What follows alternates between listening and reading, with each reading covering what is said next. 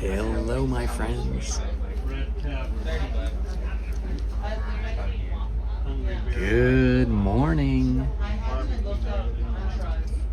Hello, Godzilla and Troxar.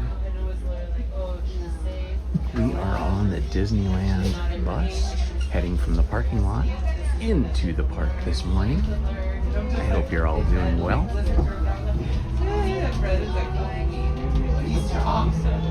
This is how I get to the park every time I come. I park in the Toy Story parking lot, which is about a mile south of Disneyland's entrance on Harbor Boulevard. Maybe 2 miles, but I think it's about a mile. And then the buses, which can be a single, or in this case, a double-length bus that has a pivot joint in the middle. I'm sure you guys have seen those if you're in some big city. It takes us into the park. So when you park in one of the parking lots before 12 noon, then you clear security in the parking lots, and then the buses take you directly into the parks. But if you get here after 12 noon, then the buses just take you to security at the main gate at the parks.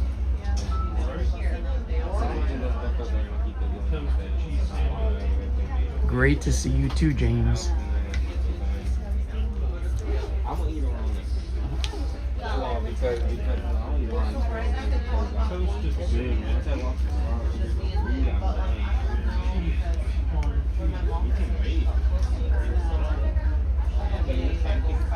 I don't usually start my live streams from the bus or the parking lot, but I was running a little bit late today, and I thought, well, why not give you guys a little look at how we get into the park when we come.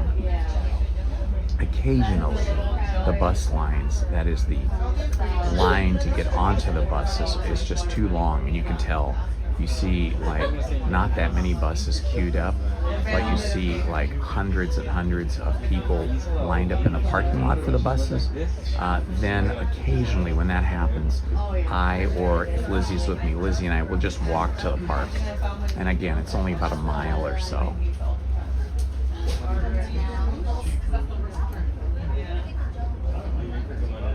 It is a beautiful day today.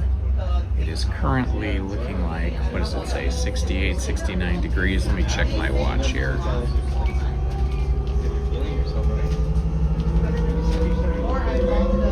$68 degrees. 64% humidity. 69 degrees, just updated. So it's going to be pretty mild today. I think the hottest it's going to get is about 75, maybe around 1 o'clock today. So we are now fully coming into fall weather. We had a hot spell last week. I don't know if we'll get any more of those. October's one of those months here in Southern California where it can be really cold and rainy, and then the next day be warm or hot even. It happened last week. It rained for about 24 hours last Tuesday, and then by Wednesday it was warming up, and then by Thursday we were back into the 80s.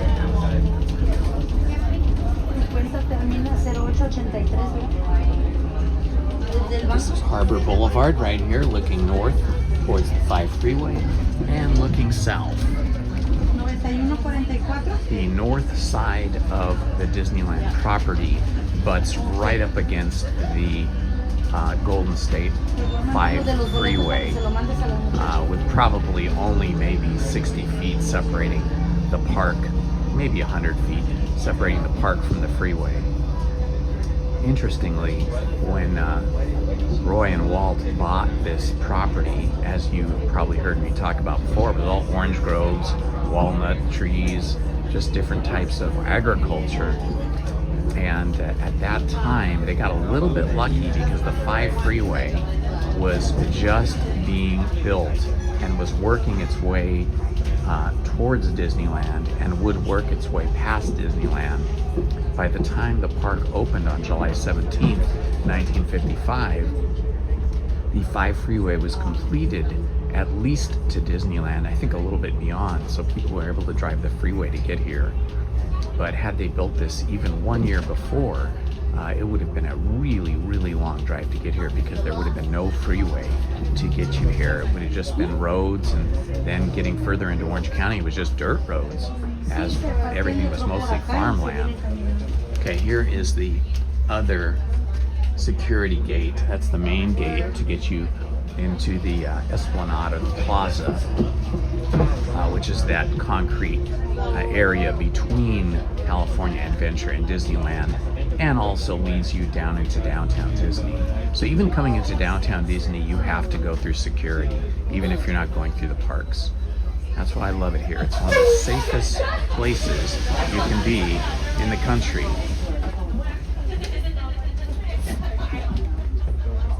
Okay, we have arrived and we are about to disembark from this lovely bus.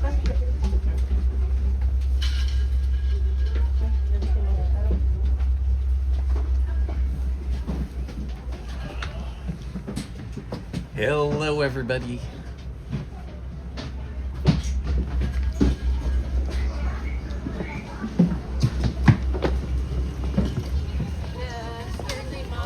All right, here we go. Walking into the parks. We come down this long walkway, which isn't bad in the morning, but when you've been here all day and you have to walk back and wait for the bus, that can be a little exhausting.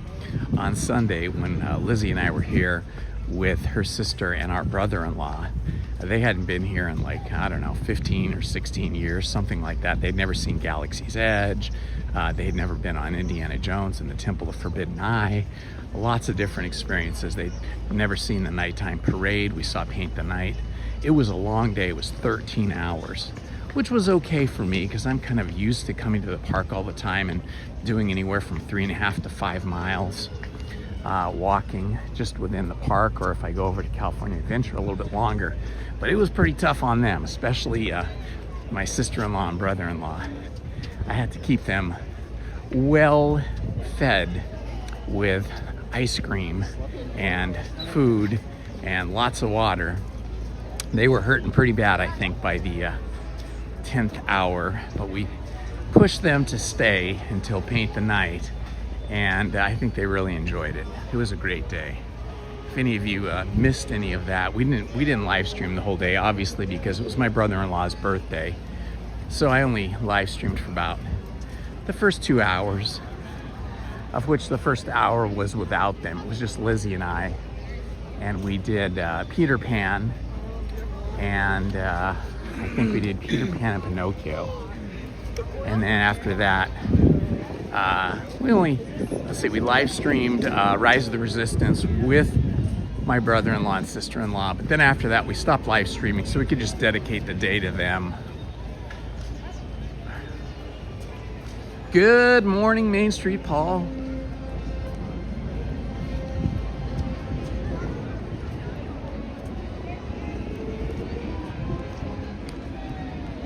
All right, soaring across America. That sounds good. Love it. Wow, look. So I don't usually show you guys this when I'm walking up into the park, but you can see lines are starting to get pretty long here. And you get to see the wonderful Minnie, Donald, Mickey, Pluto, and Goofy jack-o'-lanterns. I always love seeing that as we walk into the park. Just kind of sets the mood, you know?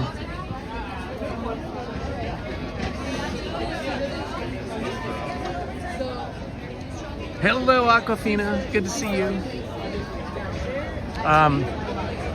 What did they enjoy most? I think it was Rise of the Resistance. I asked them that same question, and they said Rise of the Resistance because, you know, such an immersive experience.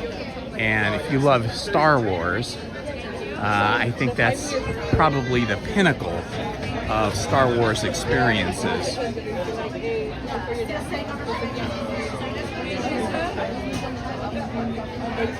No, it's the tier 2. Okay, well, Main Street Paul, I will put that on my calendar. If you can email me those dates, just email me this message. That'll help, because you know I seldom remember all of these kind of comments or requests when they're just put in the chat. But if you email it to me, then I'll put it on my calendar to make the reservation. I can't obviously make the reservation this early, but as soon as I can, I will. Thank you. All right, we are in. Yeah, I'd like to be here again for the candlelight procession. That I didn't go this last year, but I went the 2 previous years and it was pretty awesome. So I'm excited to see that again.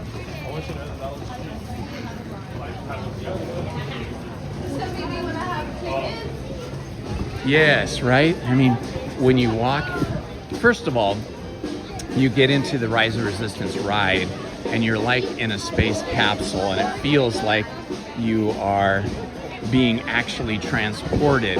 And then when you come out that same door that you came in, you're confronted with those stormtroopers. It looks like there's 100 of them, maybe there's 50, I don't know, in that giant showroom. It's just so impressive. And I think they really enjoyed Mickey and Minnie's Runaway Railroad as well. Oh, that's right.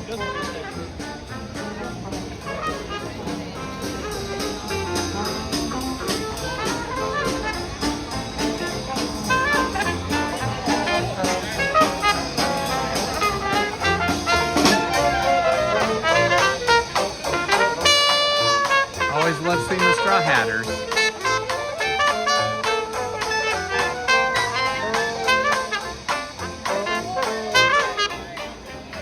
Excuse me.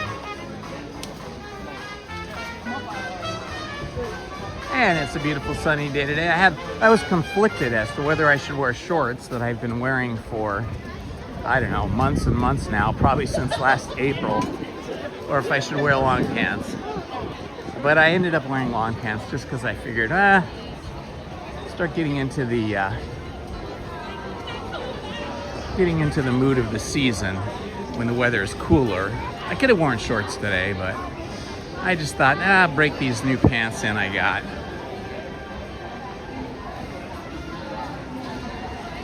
As we walk down Main Street, I always have to remember, it kind of brings back these memories that all the things I've read and seen about the development, the design, and the construction of Disneyland. And one of the people I'm recently really fascinated with is Bob Gurr, who was a young man, 21 years of age, really, 21 or 22, when he was first hired to work at Disneyland to design the Autopia cars. And what's really cool about him is he's one of the last remaining people that are still alive that worked with Walt on this park. And he's been coming to the park a lot lately. You can follow Bob Gurr on Facebook. He has a Facebook page, and I think he might have an Instagram. But he is traveling the country, doing speaking tours because he's that important. But he does like to come to the park, and he will meet and greet people very impromptu. He has a little mobility scooter he rides around on, and he's so happy to meet people. I'm really hoping I can meet him in person. One of the things I recently learned about him is that he went to the same college that Lizzie and I went to. We went to the Art Center College of Design in Pasadena, but before it was in Pasadena, their original campus was in downtown Los Angeles, and later in another part of Los Angeles. And it was originally called just Art Center College. And so I just recently learned this, that Bob Gurr studied automotive design and automotive styling at the Art Center College, which is the same college we went to, Art Center College of Design. And by the time I went there, I didn't study automotive design, but by the time I went there, automotive design had become, transportation design is what they called it, had been such a gigantic part of the college.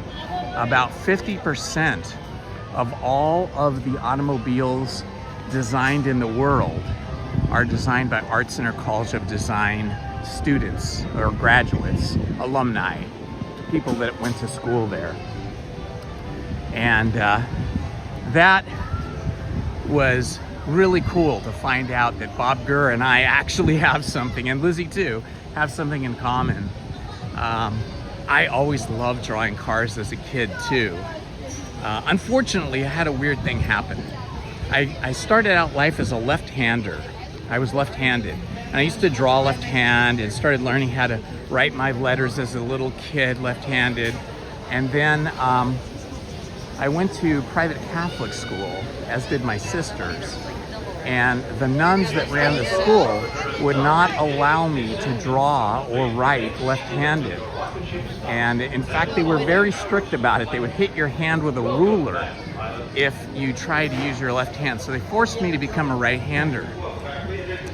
And I believe that impeded or stunted my ability to continue to draw well. So I kind of gave, when I went to Art Center, studied film and photography design, as well as, you know, painting and graphic design, all those things. I often went and hung out over with the automotive designers in their part of the college, and I was always amazed at how good they were at what they did. Let's see, maybe we'll try Astro Blasters here first. Then we'll walk over to Autopia. So yeah, Bob Gurr was the person, he kind of had it was by General Motors. He had actually went to General Motors on a scholarship. He actually went to General Motors, he actually went to Art Center College on a scholarship that was funded by General Motors, because even as a really young man, General Motors had seen what a talent he was. And he was all scheduled and prepared to go work for General Motors.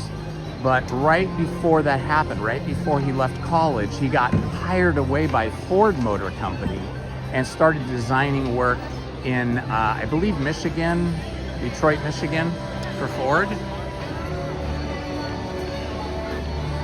Yes, exactly, Tom Does Time, exactly. Yeah, so he got hired away by Ford, and he was there working at Ford, and he quickly realized that being an industrial designer, designing cars for a big car company like Ford was not going to be fulfilling for him, because they had him doing things like designing hubcaps and designing dashboards and speedometers and stuff. And that was not what he wanted to do. He wanted to design the whole car, right? Like Pininfarina, Ferrari business. And came back to Los Angeles, where he went to work for a small design firm, Disneyland.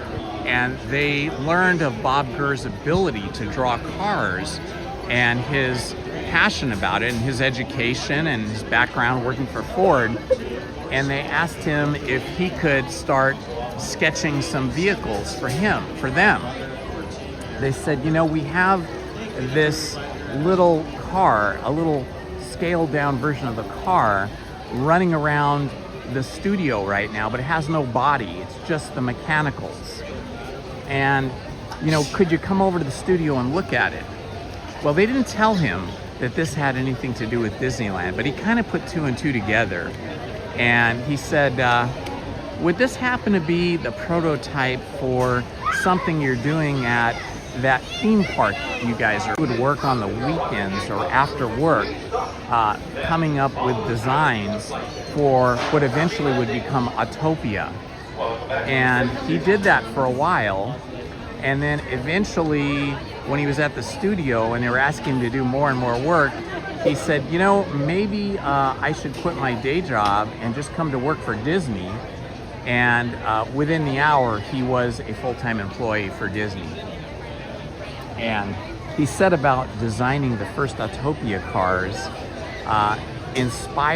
he was inspired by the first Ferraris that were being brought into the United States, and they're very sleek, streamlined, swoopy design.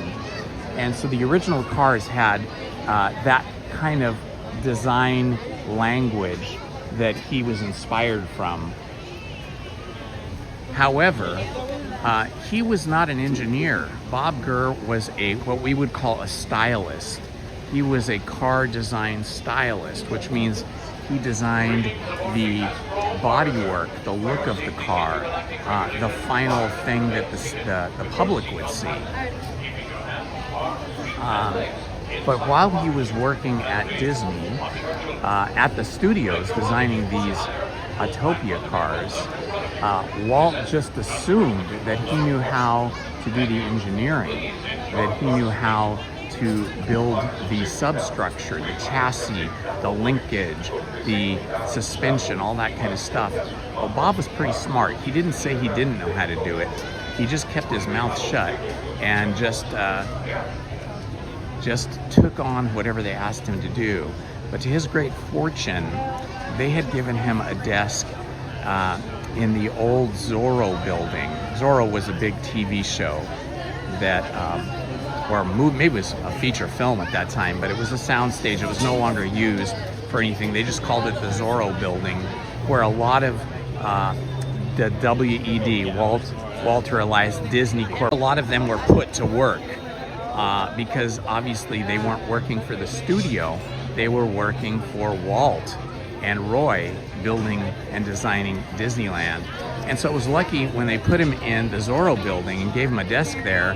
He happened to be in a room where there were several old steam engineering guys that knew how to do engineering and had worked on the railroads, which of course was important because Walt wanted steam engines here.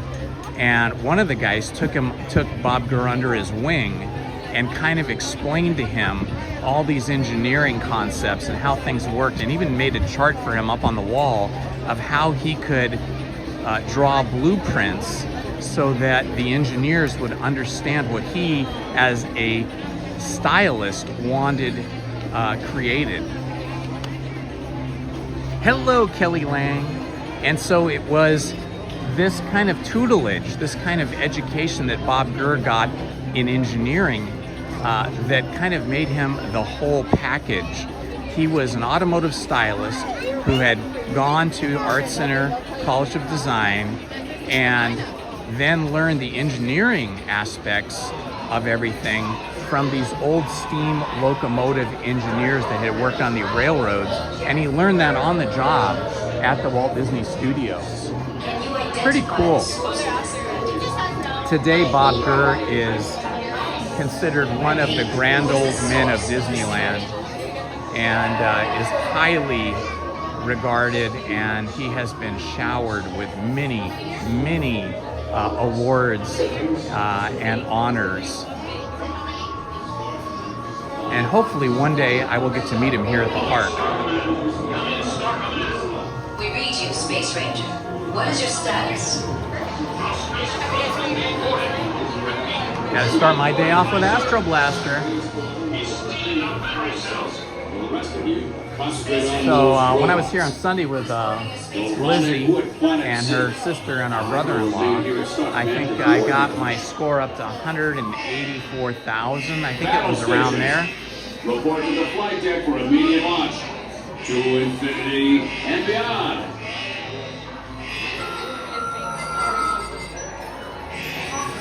A few years, about 10 years after I graduated from Art Center College of Design, I was on the board of directors for the Alumni Association, and I got to meet a lot of car designers, but Bob Gurr was not one of them.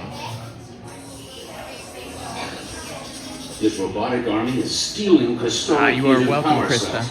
Without those cells, we'll all be powerless and at the mercy of Zurg. Starfman picked a fine time to send the little kiss. All right, you Boomer Space Rangers, listen up. The original Autopia cars, which were actually super cool looking. I think the original ones look way better than the ones we have today. The ones that Bob Gurr designed, I think, were the best.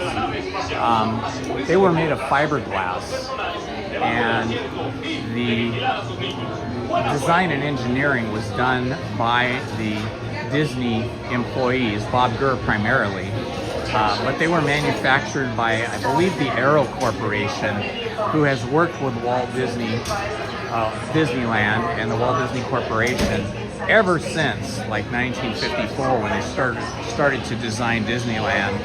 In fact, of the two red cars, street cars that were over at California Adventure that they took offline so they could make room for more Avengers Campus, one sits at the entrance just inside California Adventure, and the other one, I believe, sits in the lobby of the Aero Corporation, which has designed and built many rides here at Disneyland, Disney World, and Disney parks around the world. So they've been a basically lifelong partner with Disney.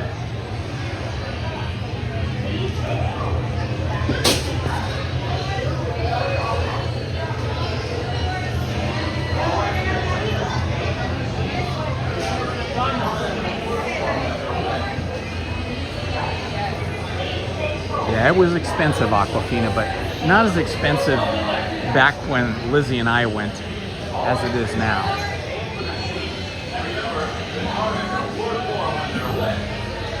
Now it's just outrageously expensive. Your shield will be lowered automatically. All right, Space Rangers, aim for the seams. And remember, Attention, Space Rangers. Your space cruisers have been temporarily halted. Please remain seated. Your mission will resume shortly. Yeah, Lizzie and I both went to the Hillside campus up in Pasadena that overlooks the Rose Bowl. But Art Center also purchased some buildings down by the 110 freeway in Pasadena, and they have some giant stages down there, some giant facilities. For a short time, when I was on the Art Center board, we also had a campus in Paris. Okay, we gotta get busy here and shoot some.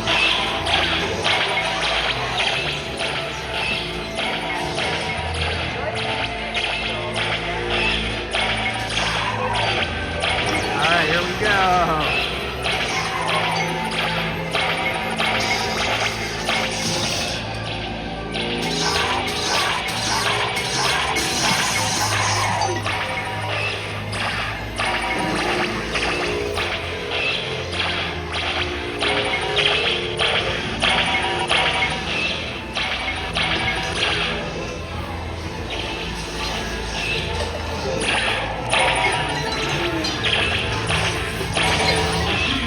Harder today than the other day. Space Rangers. The space cruisers have been temporarily halted. Please remain seated. Your mission will resume shortly.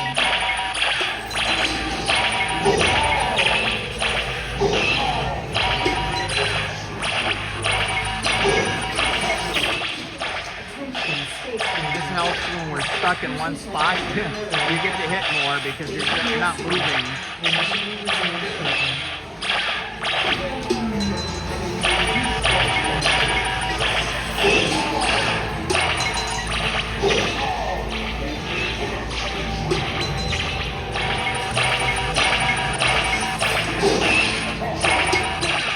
Attention, Space Rangers.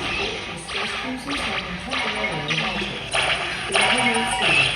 Your mission will resume shortly. It's almost like cheating here as much as the car is stuck. Attention, Space Rangers. Your space cruisers will My finger's getting tired here. resume their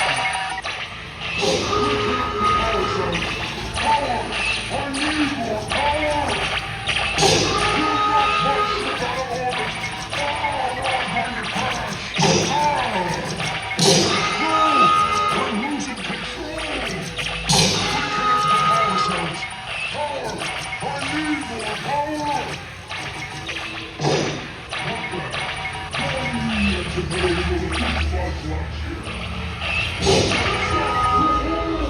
Okay, going into the dark space.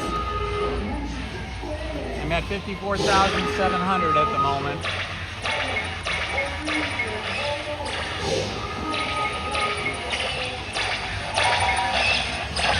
All right, here we go.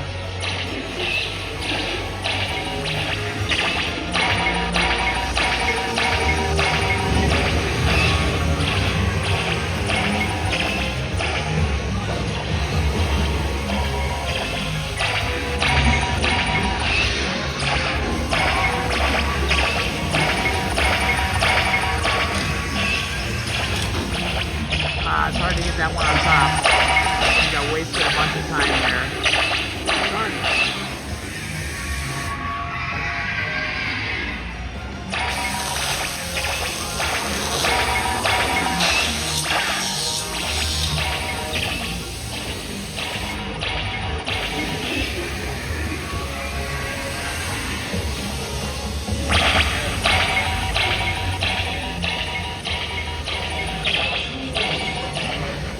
All right, here we go. Going into the big room. I'm at 96,600.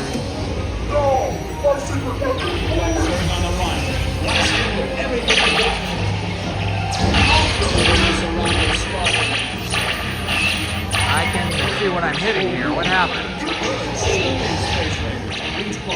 Destroy certain secret weapon.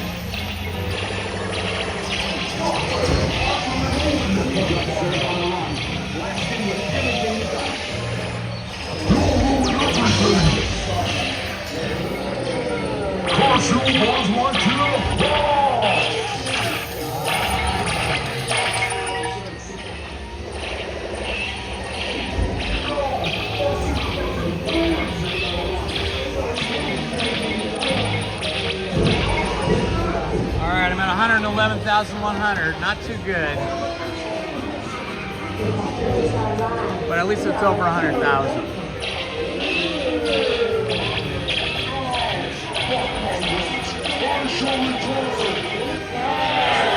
And that's it. 111,600 today. Mission accomplished, Space Rangers. Woo! It's Tired been an now. honor serving with you. Check the status board to determine your rank, and don't forget to holster those blasters. There's another ride that's similar to this over at Pixar Pier in California Adventure, but it's always such a long line over there. It's terribly long. I think the shortest I've ever waited in that long was like 45 minutes, so we don't go on it too often.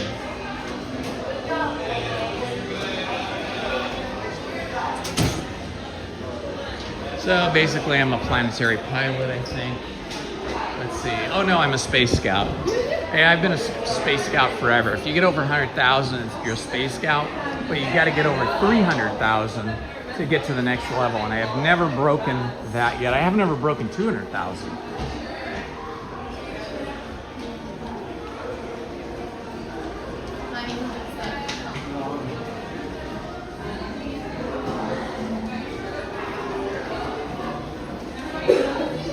All right, well, that was a good warm-up. Kind of really set the day off there for me.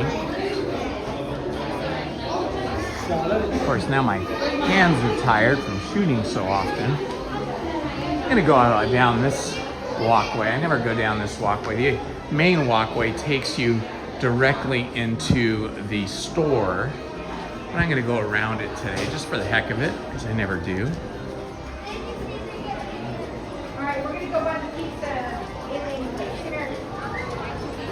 Okay, we've been talking about Bob Gurr and his design of Autopia. Well, the Autopia cars, okay? Because I believe it was, what was his name? Bob Irvine? He was the one that actually designed the track, or as they called it back then, the freeway. Freeways were a brand new thing at that time. And I think at that time they only had the 110 freeway, which is the one that goes basically from the harbor in Los Angeles all the way up through downtown LA and terminates at Pasadena. And then they were in the process of building the 5 freeway, which, as I said, had reached to and just past Disneyland by the time Disneyland Park had opened. And they were also building another freeway, I think maybe the 101 at that time. So freeways were a really new thing and a big idea. And so I believed internally in the company, they were calling Autopia the freeway, at least when they were laying it out and designing it.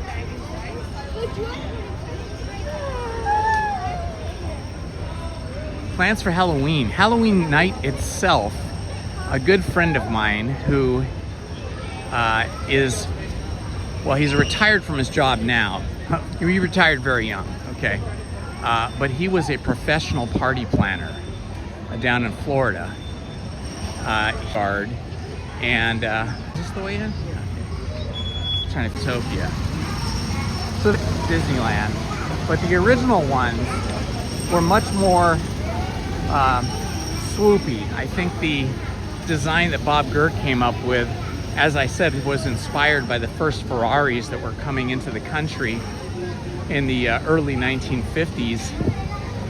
I think the design of those original cars was more aesthetically interesting, more beautiful. All right, I'll go this way. Awesome. There's hardly anybody here at Autopia today. So it's appropriate that we ride these cars, given that we were talking about Bob Gurr and his design for the original cars. Yeah. Okay, website number 6. Right side. When they were testing out the cars, and they were testing them out with the new fiberglass bodies, and they had aluminum bumpers, not just in the back, but they went all the way around. And they were basically racing around like crash test dummies. And they were testing out to see how the cars would go. These cars only go about 5 or 6 miles an hour because the little Honda motors on them, which are like lawnmower motors, they have a governor on them that prevents them from going faster. But when they were testing out the little engines and the cars back before the park opened, they took the governor off the cars so they could go a full 10 miles an hour. And they weren't racing them around here on this track because this wasn't built yet. They were still building this out, but they were racing them around in this giant tent and smashed. Ultimately, the aluminum bumpers that they had all around when they hit. So guys,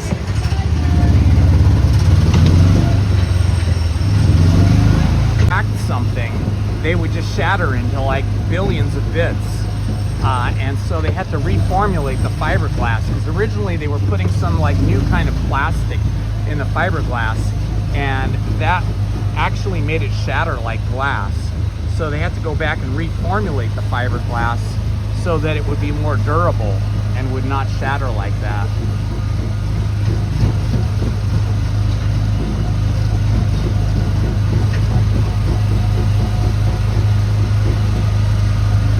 This is a nice smooth little ride. It's a little bouncy. The suspension on these is very bouncy. I think that's on purpose. They're trying to give you a little bit of excitement here. But in terms of the engine's nice and smooth here today. Although it is amazing how heavy the pedal is. The pedal on this is on my left side, right? Which is weird because usually you drive with your right foot and your left foot doesn't do anything unless you have a manual stick shift car. These are fully automatic, just one pedal. There's not even a brake. But I mean, you have to push down so hard on these. The spring tension is very, very stiff.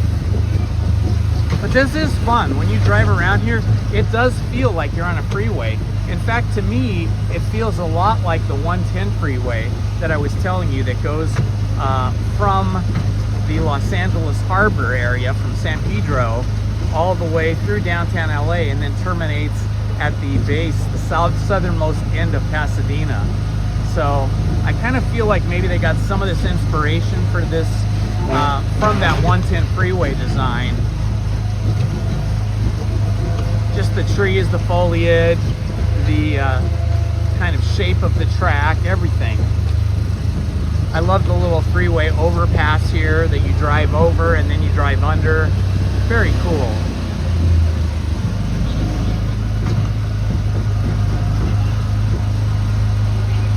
And here's the little off-camber part of the track where it tilts to the right, but you're actually turning left.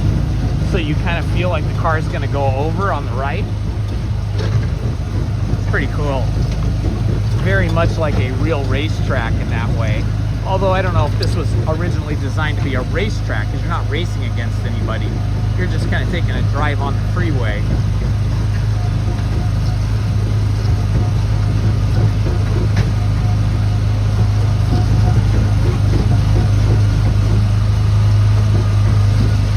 Also the monorail, up here you see it on my left now straight ahead of me.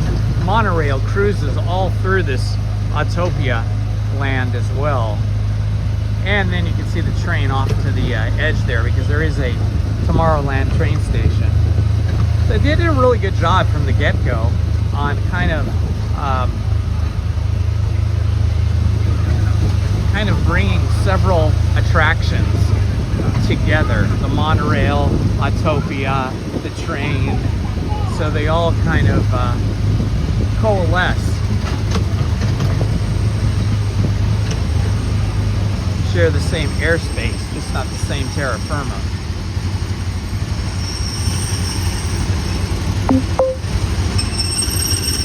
Is it laggy? I'm sorry about that.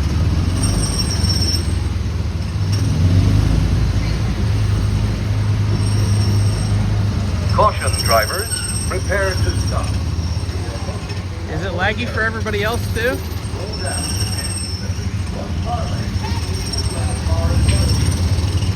Yeah, don't text and drive on Autopia. Challenging enough just holding the gimbal and the phone.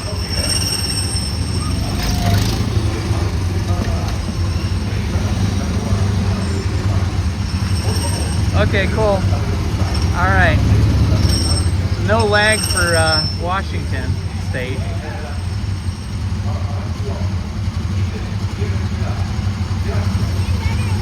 Yeah, a lot of times the lag may be on your end. So you just need to refresh your app, YouTube app, or refresh your browser if you're watching on the browser.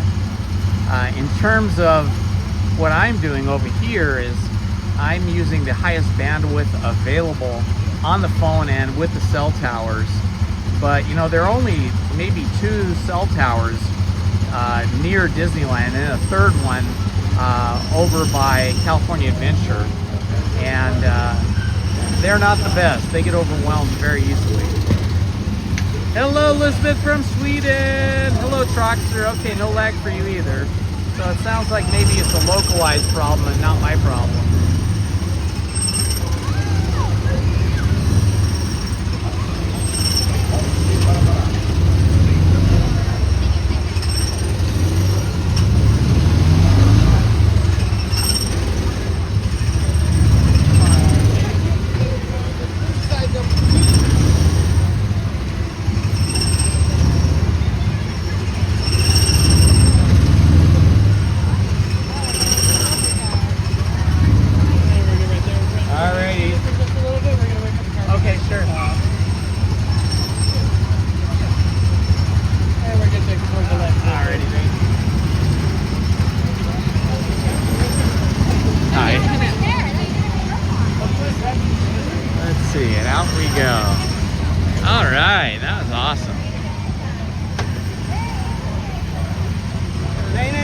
Is it your favorite ride, Christian? That's fun. I know when I was a little kid, this was my favorite ride, because obviously I couldn't drive a car as a kid until I was 16.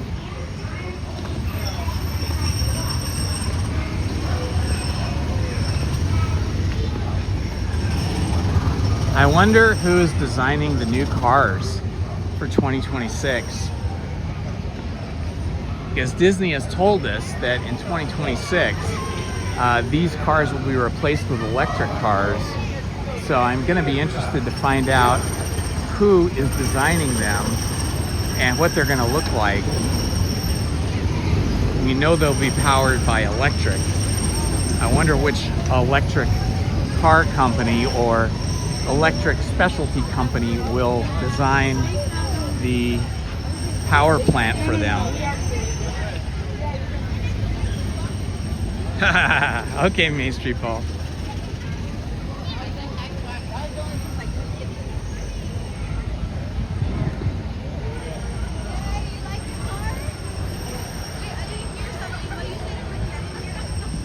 Yeah, I figured they might look something like the Tesla cars, but I was hoping they might look somewhat more interesting.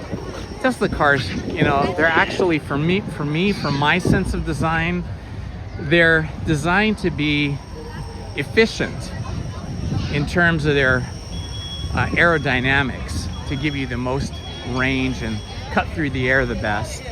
And the interior is nice and big and roomy. But in terms of just actual design, I feel like they're really boring looking cars. I feel like Hyundai and Kia actually have better electric car designs. And I'm not talking about the mechanicals, I'm not talking about the battery technology or any of the running gear. I'm just talking about the styling of the car bodies. I feel like the styling of the car bodies on Teslas is super, super boring. And some of the other car companies have much more interesting bodies. Although, you know, Ford has dabbled in the electric car business, probably has sold of Ford products, probably the Ford Mustang Mach-E has sold the most. And while that's nothing like a real Mustang, because I used to own a Mustang with the Coyote V8 engine in it, convertible, it was awesome. So yeah, I don't feel like the Ford electric Mustang is anything like a real Mustang, but in terms of styling design, I think it's a much better looking car than the Teslas. But that's just me. I like kind of muscular, sexy looking vehicles.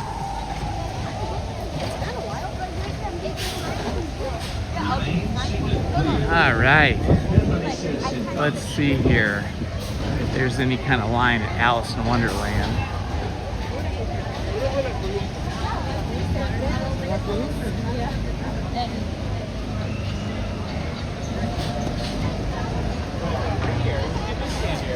I feel hungry already. I feel like I need to eat some protein here. Let's see, what time is it? It's just about 12 noon. Okay. Been eating too many bready things. Tonight, my daughters are coming over and Lizzie's making us chicken tortilla soup. That should be super yummy. I love tortilla soup and Mexican food in general, because I love cheese and spicy sauces.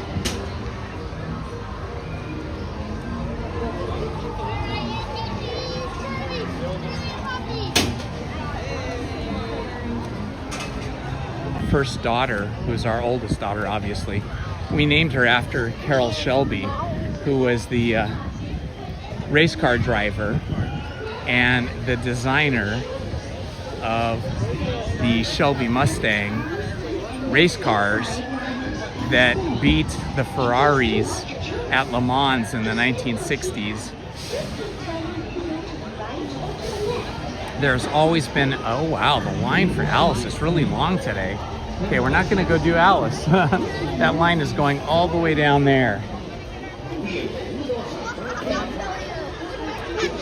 Yeah, because in the period between when Lizzie stopped working at Disney Animation, between that period and the period where she began working as had started a little company called Fast Kitty, and Lizzie designed graphic different races around California, MotoGP races, American Superbike races, some NASCAR races.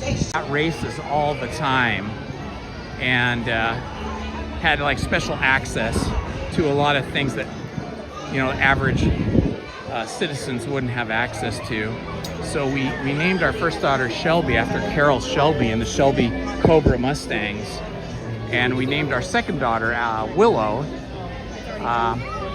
after Willow Springs Raceway here in California.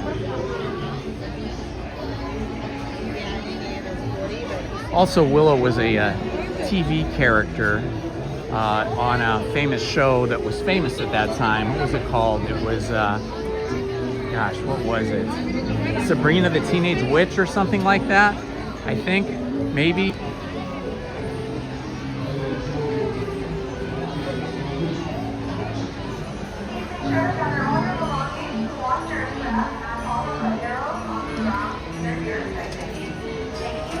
So I'm just, as usual, taking the path of least resistance, which means getting on rides that have the small road from the Wind in the Willows book.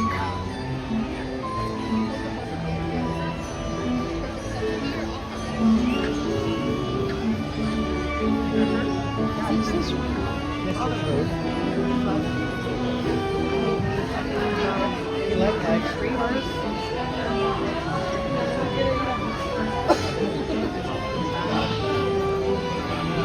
Okay, I was just reading through the text chat there, just making sure I caught up with everybody.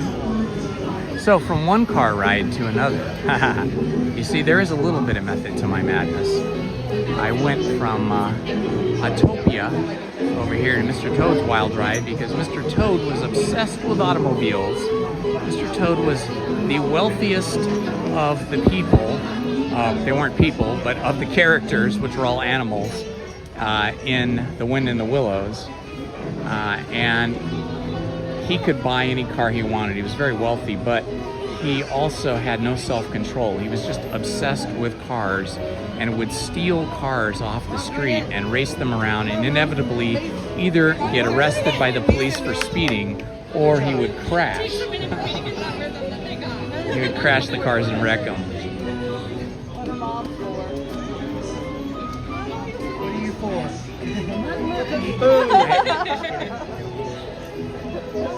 I'm gonna check the California Adventure. Check California Adventure wait times to see if the Radiator Racers over there, what their wait time is like, because I understand that reopened. So here you go. Now you have to suffer the consequences with me. All right, let's check here. Web Slingers, Toy Story, Soarin'. Radiator Racers is currently an hour. Ouch. They do have single rider over there, though.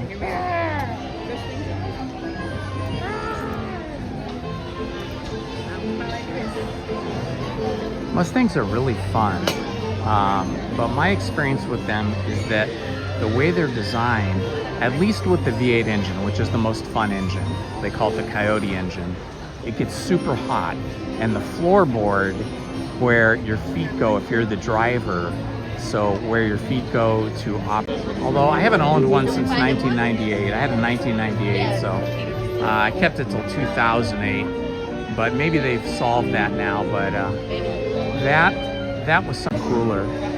They won't sound as good as the V8s.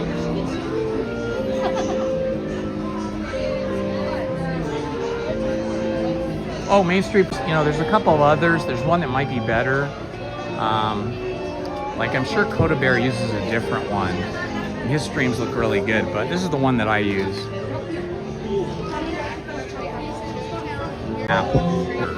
Here you guys. Seen a few of her music videos.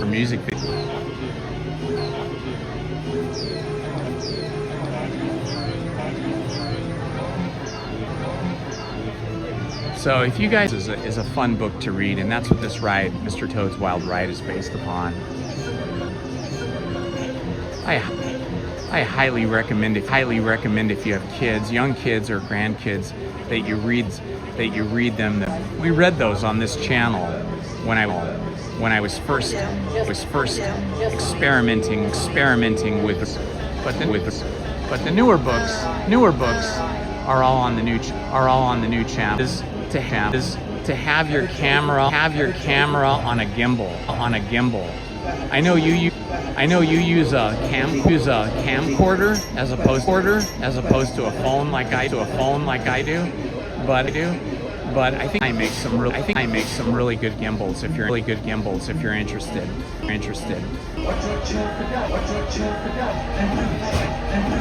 Couple of construction workers up there in green and orange vests. The canal boats are also still closed.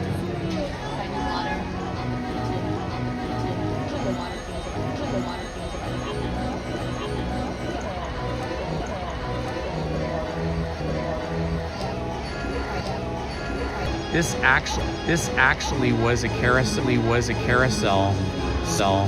somewhere else. Oh, there goes Peter Pan.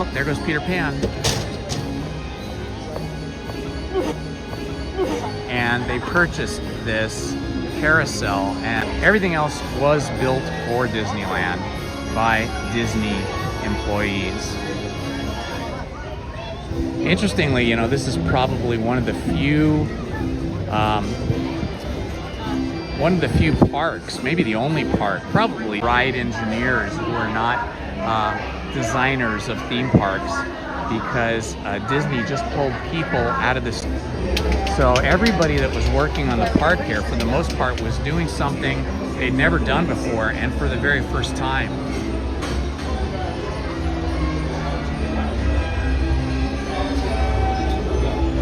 Oh, I'm so sorry, RMJ23. I'm so sorry that the Matterhorn and Star Tours were closed, but so he had like the biggest house in the land in the book. Otra statement, no debes drive con manos, brazos, pies y piernas dentro del vehículo. The cars that they put into service. Welcome to Toad Hall. Maybe it feels like it's fiberglass to me.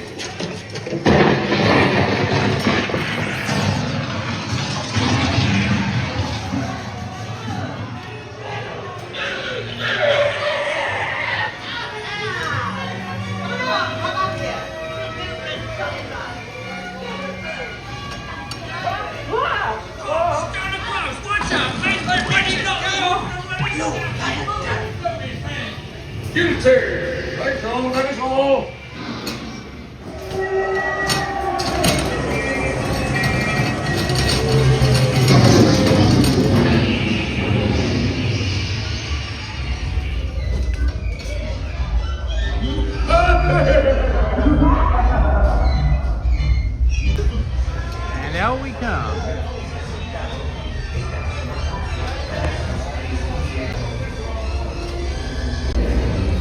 Yeah, even the fenders feel like they're fiberglass. They don't.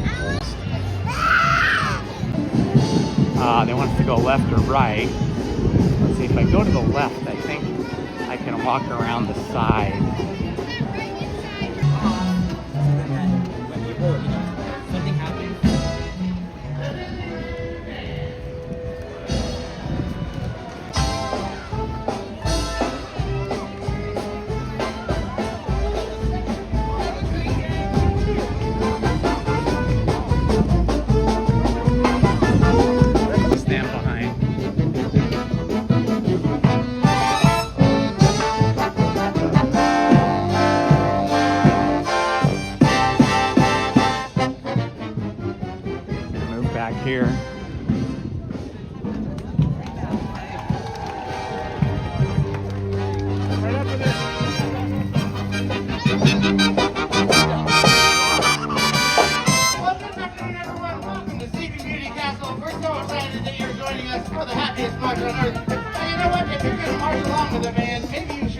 band. I'm going to start us out by introducing our incredible trombones. Here we go.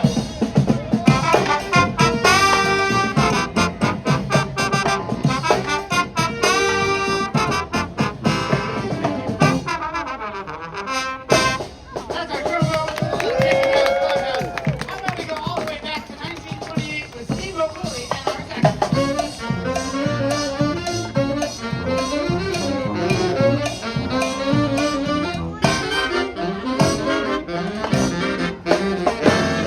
Sounds as good as the day gets better. But now I think we can focus on the largest instrument in the band, the sousaphone, and the smallest, the piccolo.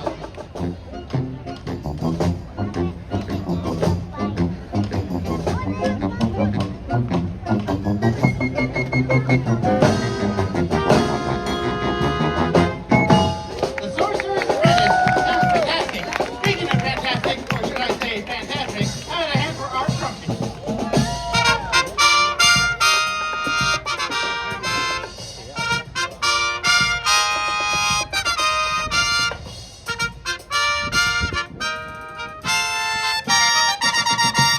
Well, there you go, folks. Steel Pet, all of the horns. But the band wouldn't be complete without a heartbeat. How about Sonny and something down with our trumpet?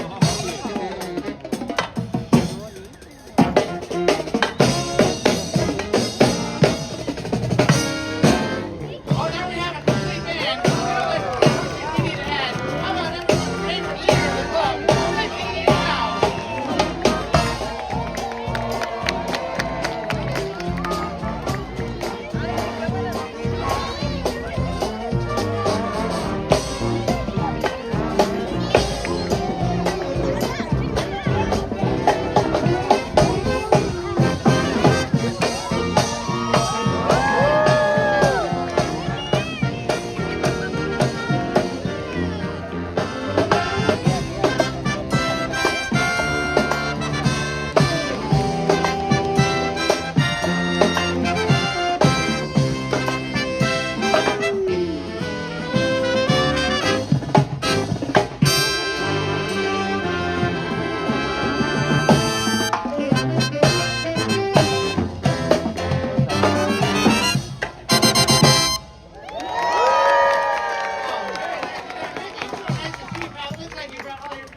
Nice to see you as well.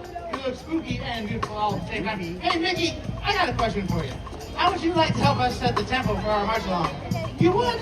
That's fantastic. All right, folks, here's what's going to happen. Mickey and his pals are going to march down the street with the Disneyland, and we want all of you to join in with the fun.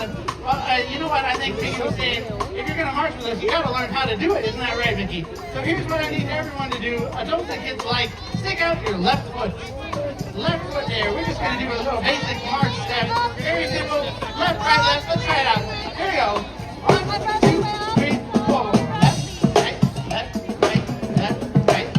Oh, we have some fantastic marching already, Mickey. Looks like everybody's on the same page. So we're going to try something just a little bit trickier. Side to side. It's called the step touch. Start with that left foot moving. Show us how it's done. 1, 2, 3. Here we go. Step, step, step. Oh, there we go. Side. Very nice. You did it so well. Well, you know what, Mickey? I think we have everything we need then. So here's what we're going to do. We're going to line up Mickey, Minnie, and all of their pals and the Disneyland band. We are going to make our way down the street all the way to Town Square USA days. We want all of you to fill in behind the band as we pass by. And join in on the fun as we sing dance. It's one of our favorite music. Let's take it on down the street. What do you think? You know what? I noticed there's a can coffee down there. I think maybe we should do something for Halloween. How about this?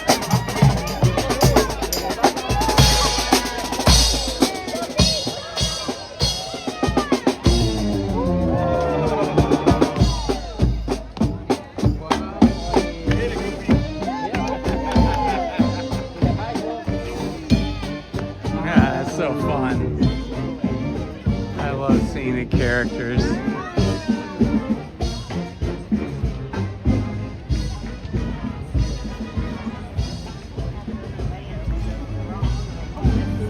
Should be able to catch them over here as they come around the corner.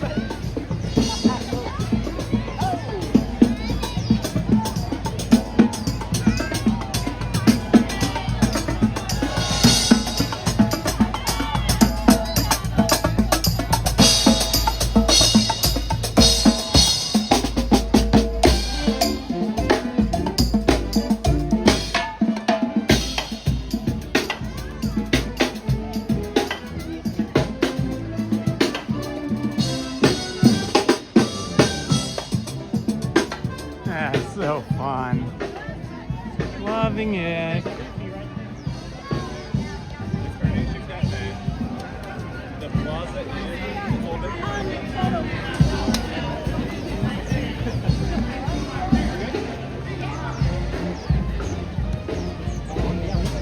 Oh, the band's going.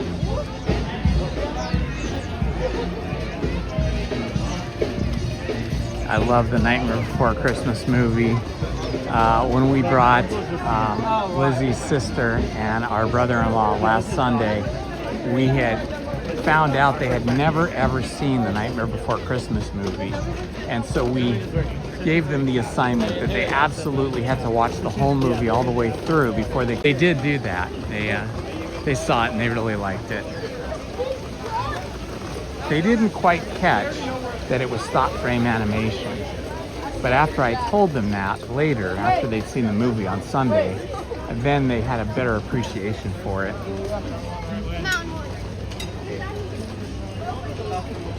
If you've never done stop frame animation, or you've never learned how it is done, it is incredibly labor intensive and time consuming. Back when I was in college, I made a live action plus stop frame animation film, which won me the college's award for best film of the year, and then got me an invite to switch majors and go into the film major, which I didn't end up doing, but I did end up working in video years later. But yeah, I just love stop frame animation because having done it myself and then taught my students how to do it when I was a college professor, I just find it's really a fun way to create animated films without drawing being the focus. Hi, can I have a single rider? Thank you so much. Single rider time. All right, we got a single rider for Indiana Jones and the Temple of the Forbidden Eye.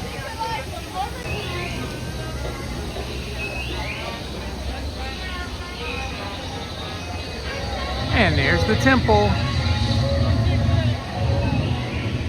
Okay, when we go through the caverns in here, be patient and it should come back shortly. It's just going through these tunnels can cause it to get laggy.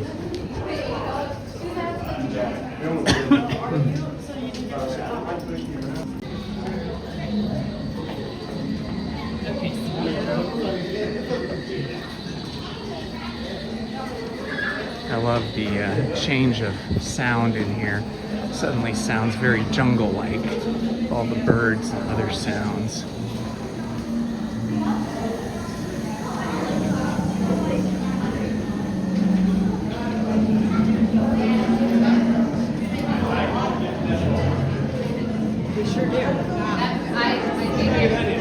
You can see the standby line on my right is already backing up quite a bit.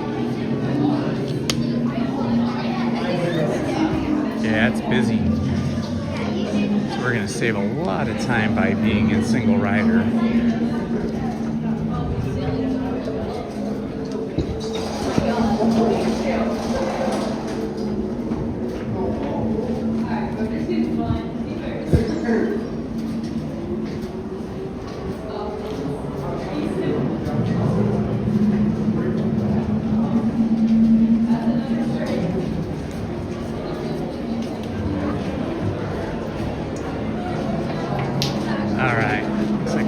Up to the single rider line now.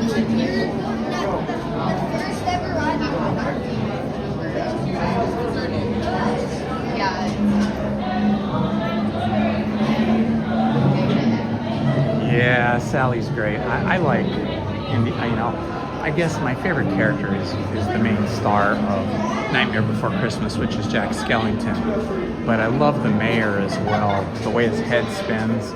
And he's got a happy face on one side and a frowning face on the other. Thank you. Whoa, it is so dark in here. We're supposed to go there. Pretty cool, right? After being out in the sun, you come in here, you can barely see anything. It's like your eyes take a long time to adjust.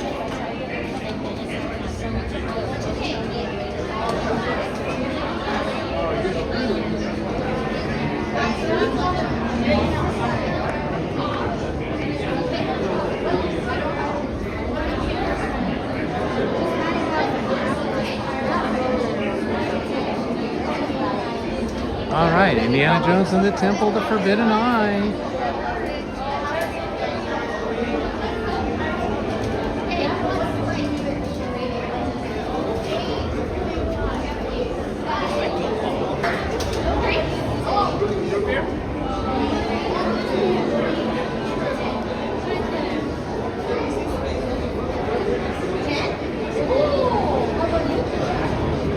Okay, either they made it brighter in here or my eyes are just... Oh, no, I see. The lights go down and then they get brighter. But I think my eyes are adjusting too.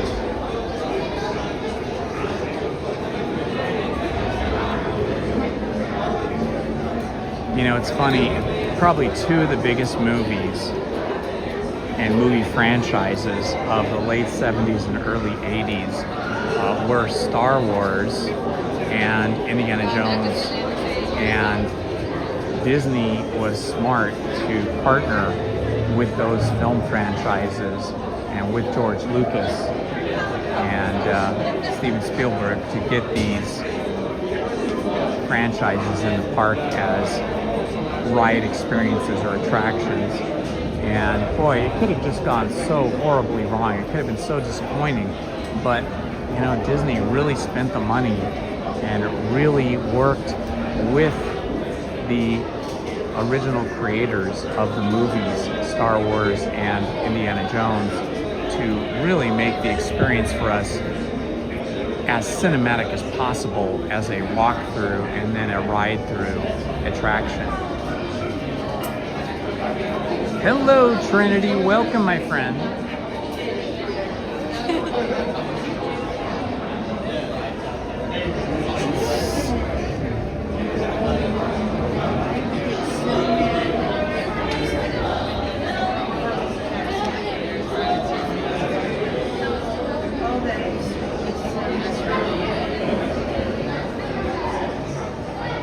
I know it looks dark to you guys, but that's because we are standing in Indiana Jones and the Temple of the Forbidden Eye in the single rider line, waiting to be let into the projection room.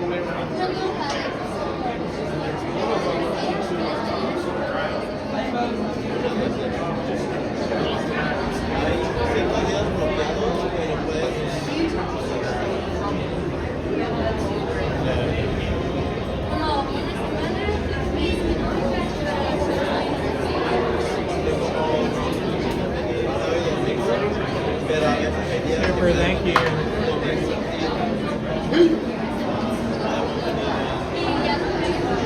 All right, into the projection room we go. This is the last room before we start heading up the stairs to the loading area of the Jeeps.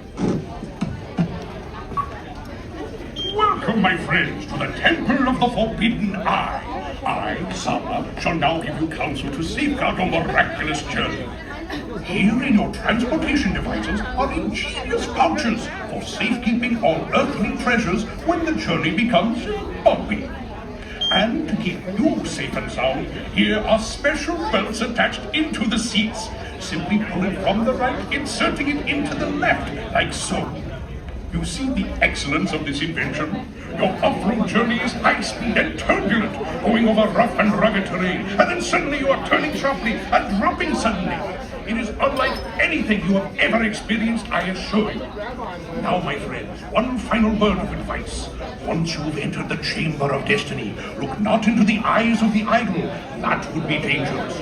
Very dangerous. Well, my friends, your moment is drawing near. Already I am envious of the wonders that await you, if you avoid the eyes of Mara, that is.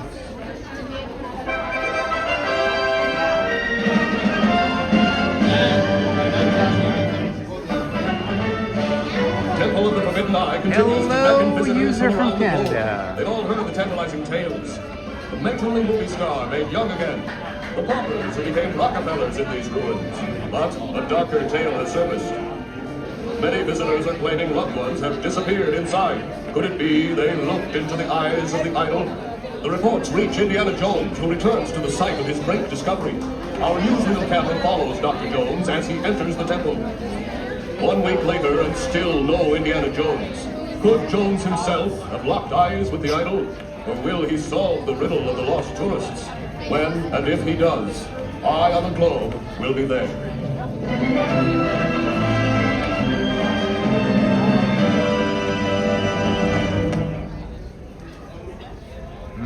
Pie. I love pie. Apple pie, peach pie, apricot Welcome, pie. my friends, to the Temple of the Forbidden Eye.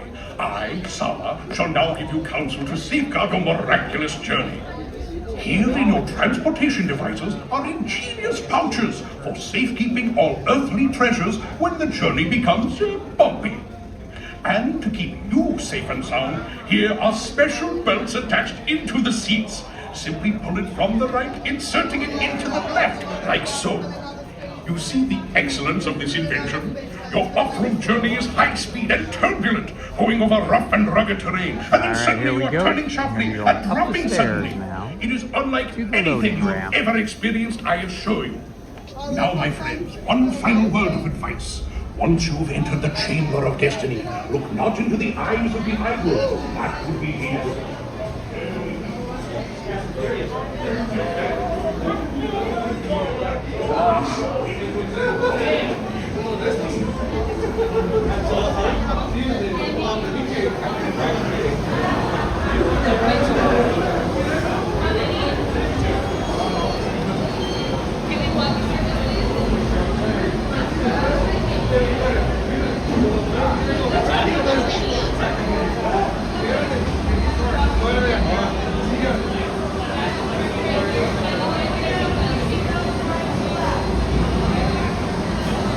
Stay on the left-hand side. Single riders, stay on the left-hand side, please.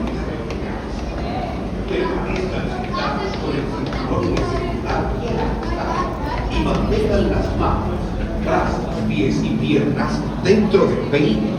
We're flying through this queue here. Y estén atentos al doctor Indiana.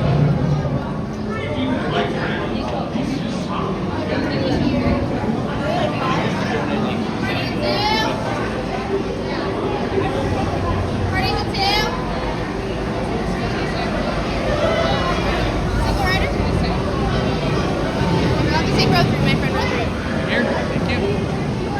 Awesome.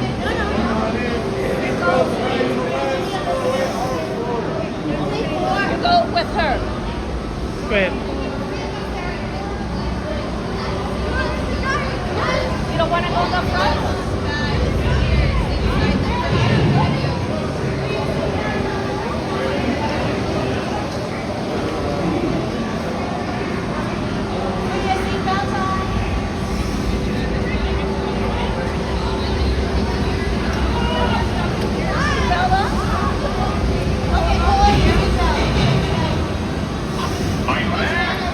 Here we go. Buckle up tightly now.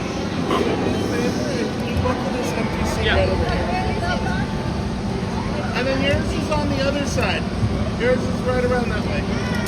There you go. Okay, that's it. Go. For one, hold on the yellow strap.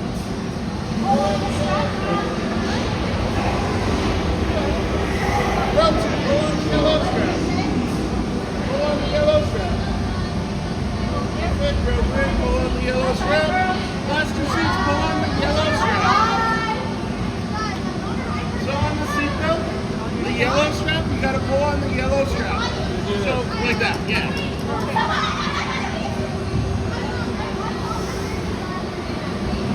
Hello, oh, my friend. The brakes may be... All right, here we go, guys. You have chosen life. This path leads to timeless youth and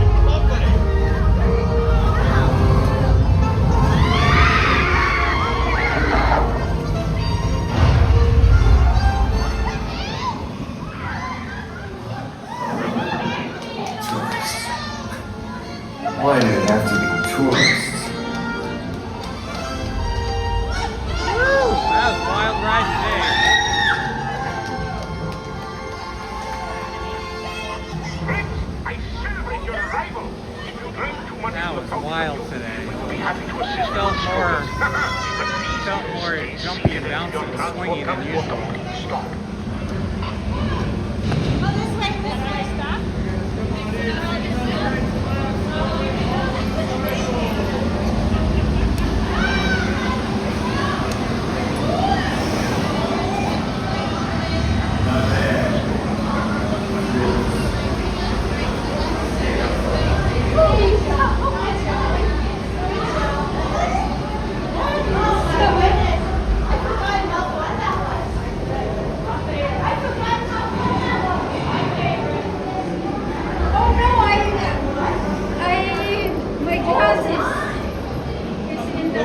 Go back.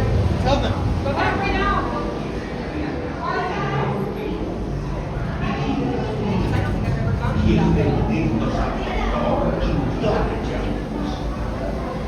Greetings, my friends. This is Sal, sharing with you a few handy tips. Once on board, be sure to place your supplies and loose items in the pouch in front. Mira, did you like that? Yeah? Did you like it? Awesome, girl. Okay, girl, stay with me.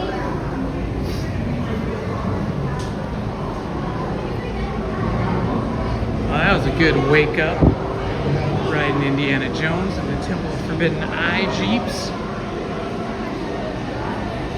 If that doesn't wake you up, nothing will. Ooh, I just heard the ride go down.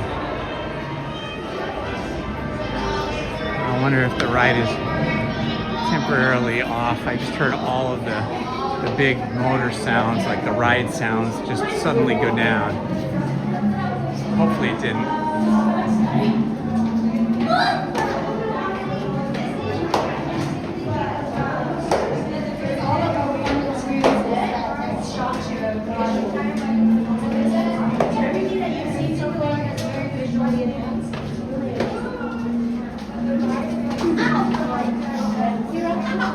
We gotta watch your head now.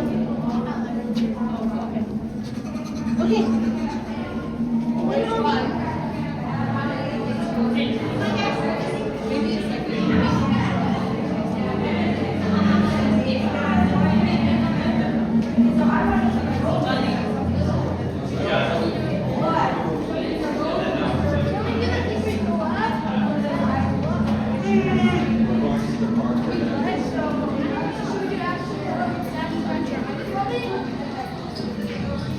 All right, we've done kind of a cross-park thing this morning. Started off over in Tomorrowland with Astro Blasters and Autopia. If you missed any of that, you can rewind the live stream to see those two ride-throughs.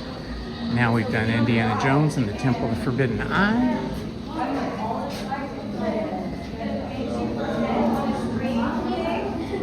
I am excellent. Having a great day.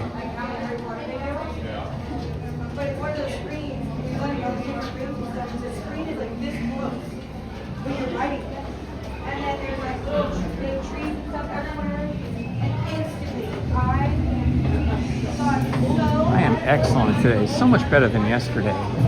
On Monday, I went and got my annual flu shot and my COVID booster shot all in the same time. I got the flu shot in the left arm and the COVID booster in my right arm. And normally I have no reaction to those vaccinations at all. They don't affect me at all. But they gave me the extra strength COVID vaccine. And then the flu vaccine, they said the flu this year is going to be extra bad. Like one of the worst years ever. Like way worse than last year. So maybe those vaccinations are just more potent than they were last year and previous years. But I had a major reaction to both. First of all, because I got one in each shoulder. Let's see, I got those about 3 o'clock and I was fine. But about 10 o'clock, my shoulders started to feel really, really sore. And then I started to feel kind of, exhausted, that feeling you get when you're feeling sick. And then it was hard to get to sleep because my shoulders were so sore and it was hard to lay on one side. So I was sleeping on my back. which was causing me to snore. And then I woke up about 1 in the morning and I was very chilled and feeling really miserable. So I had a kind of a rough, let's see, 15 minutes, okay. I had kind of a rough reaction to the 2 vaccinations. And then all day yesterday, I just felt trashed. I felt like trash. I felt very icky, and you know that feeling you get when you're getting the flu. But sometimes I guess you got to go through that. That's what we want. We want our bodies to have a reaction to the vaccinations to build just feeling icky all day. The only thing I did was read 4 chapters in The Musketeers and record 2 hours of reading for my other channel, Storytime with Indiana Holmes, where we're reading the 3 Musketeers book. If you missed that, you can, very short line here today. Earlier in the day, we rode Autopia and Mr. Toad's Wild Ride. And we did Astro Blasters. So if you want to see any of that, I think my score was around 111,000 on Astro Blasters. So we've gotten it. And on this particular ride, the queue starts out on the ground floor and then you go upstairs where the queue can go back and forth, back and forth, back and forth, back and forth a bunch of times. And then we board our Jungle Cruise boats. If you're happy and you know it, clap your hands. If you're happy and you know it, clap your hands. If you're happy and you know it, and you really want to show it, your hands.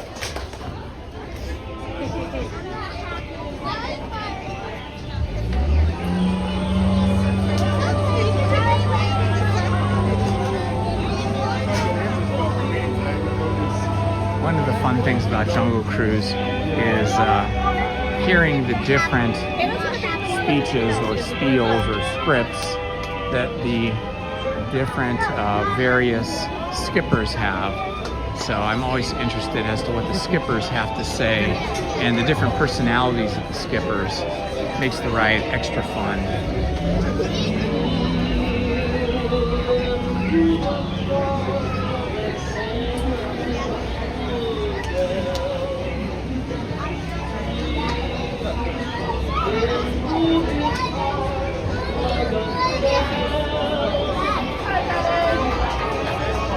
Hello, mystery guest. Welcome, my friend. Whoa, that's pretty good. 72 likes. Thank you, everyone. Appreciate that.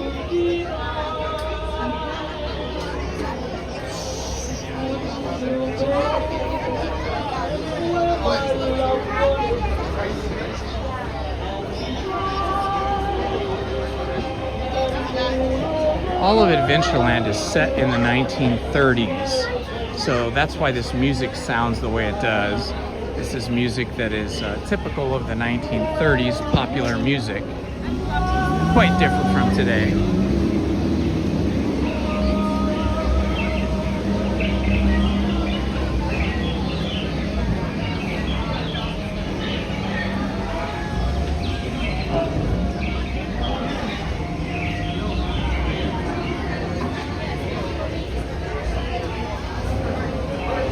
Over here is the Tropical Hideaway down there, which is a fun place to get snacks and Dole Whips.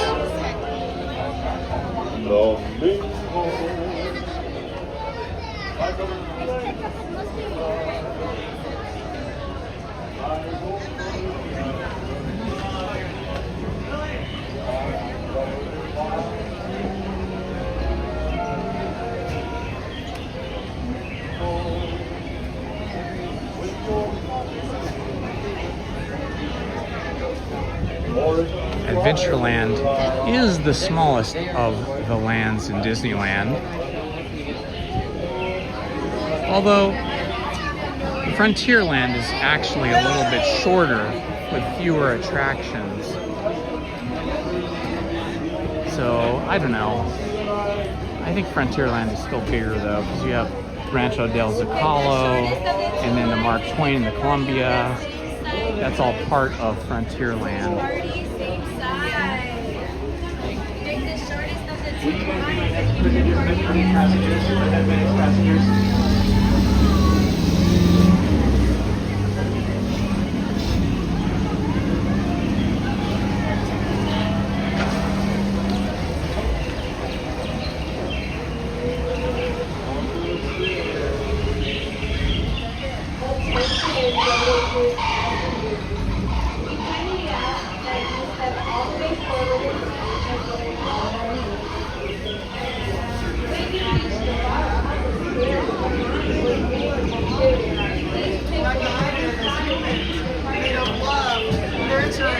Friendship and hatred. My oh my, lots and lots of hatred. I love this shirt. Very cool. All right, we are about to board the Jungle Cruise. Why don't you guys do me a favor, do your friends a favor, and share this live stream on your various social media platforms. First time on the Jungle Cruise. Anybody's first time? Me too. That way everybody can enjoy the Jungle Cruise together with us. We are all in for a treat there. Welcome in, folks. You're able to sit in the doorway. That'll make you adorable. Very Go good. ahead and take a seat wherever you are.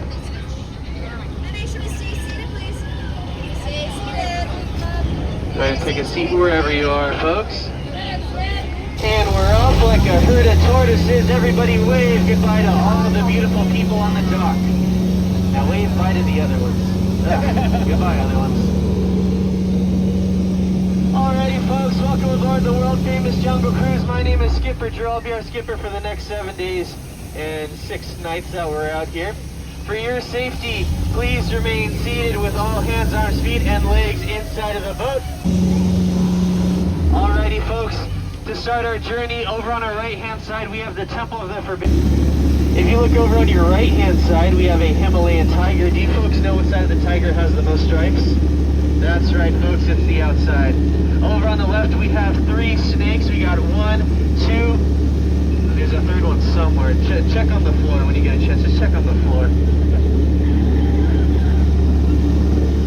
We are now entering an elephant bathing pool, folks. Please take as many pictures as you would like. Elephants are very classy. They all brought their trunks today. Folks, elephants have a good sense of memory. They never forget. In fact, they never forget to show up every time I drive my boat. It's really crazy. That's our good friend Bertha over there. She stayed in the shower for about 67 years. That explains all the wrinkles. So kids, don't take a shower or you turn into an elephant. That's a sign. Hey, look who it is. It's my good friend Squirt. Squirt loves to shout into his presence. Oh, everybody duck. Ah, Goose. Folks, you know I never put you in any kind of danger. I take the safety of my boats very serious. I always pay attention to where I'm going. I never had us in any kind of Oh, it's dangerous. Let's go check it out. Oh boy. Oh no. Okay, if anybody's wearing any kind of yellow, don't make any banana sounds. These guys find it appealing. Yeah, ever since they took over the campus, they've been calling all the shots.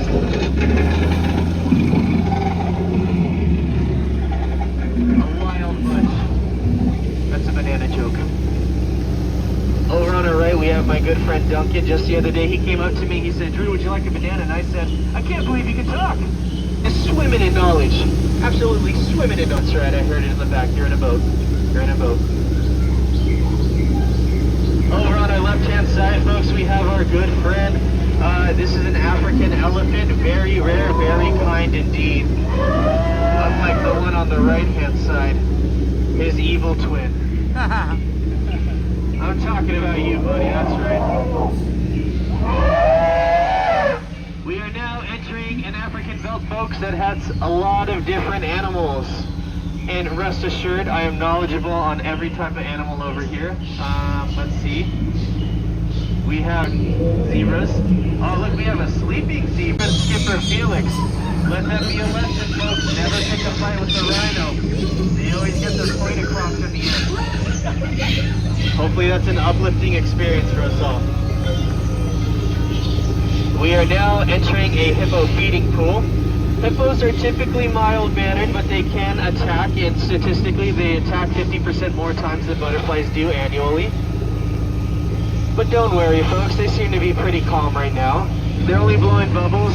If they come out of the water and blow bubbles, that's a... Oh, we're in trouble now. Okay, hold on. I'm gonna get us out of here, folks. I need everyone to cover your ears. I'm gonna scare them away. Cover your ears. Don't worry, folks, that was only a warning shot. I didn't get anywhere near him. It's what I call a hippo shot at me. Up ahead, folks, we have some of the coolest chimps in all the jungle. They told me, Skipper Drew, you need a place to crash, let us know. And I did, with my last boat. These guys are just the coolest bunch in all the jungle. So, fellas, hey! That one's studying modern art.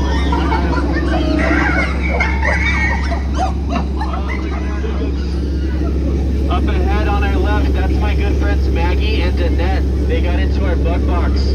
They let out all the beetles, all the butterflies.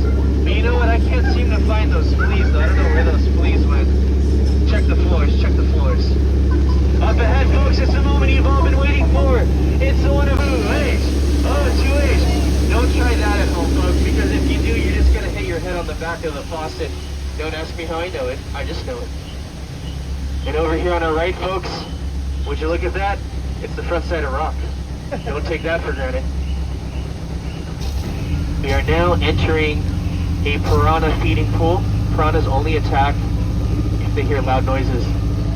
Tell you what, folks, those boats over there were not there on my last cruise. That's all I'm saying. I'd like to take this time now, folks, to point out some of my favorite plants to you all. I like that one. I like that one. I definitely don't like that one. And on the left-hand side, folks, we have a snake sitting in a tree, H-I-S-S-I-N-G. Do you folks know what kind of snake that is? It starts with a P. It's a plastic snake. And here we are at the Jungle Cruise gift shop where our deals are record-breaking and bananas. A lot of people think that's water coming out of Squirt's nose, but it's not. It is not. Alright, so long, Squirt. No volunteers today. Folks, as we reapproach the dock, I'd like to remind everyone to please remain seated at all times, keeping all hands, arms, feet, and legs inside of the boat. Once again, folks, parents, please supervise your all of your children. And another Supervise all of your successful children. trip around And once the again, please jungles do not stand up. Only a really silly person Africa. will stand up in a moving boat for 8 hours a day.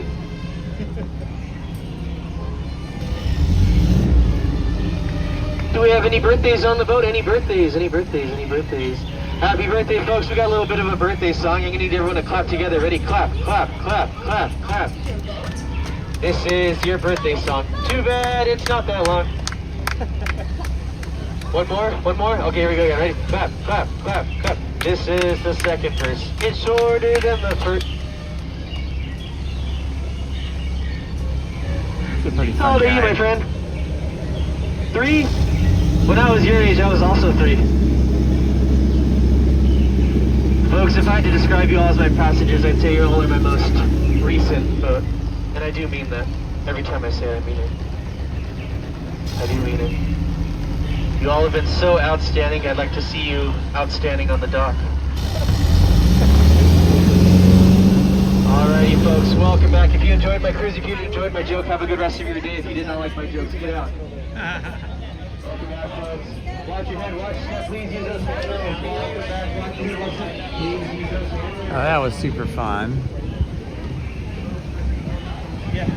All right, we were just flying through rides today. That was 5 rides, and I've only been here less than 2 hours.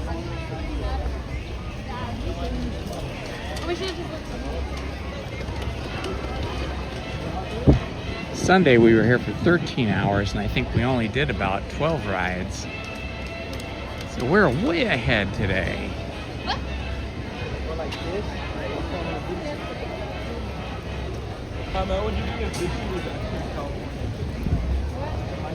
I love the food at the Bengal barbecue hut over here, but it's really just kind of like a snack. Super tasty, but they don't give you enough to fill you up. Just sort of snacky food. Very yummy though.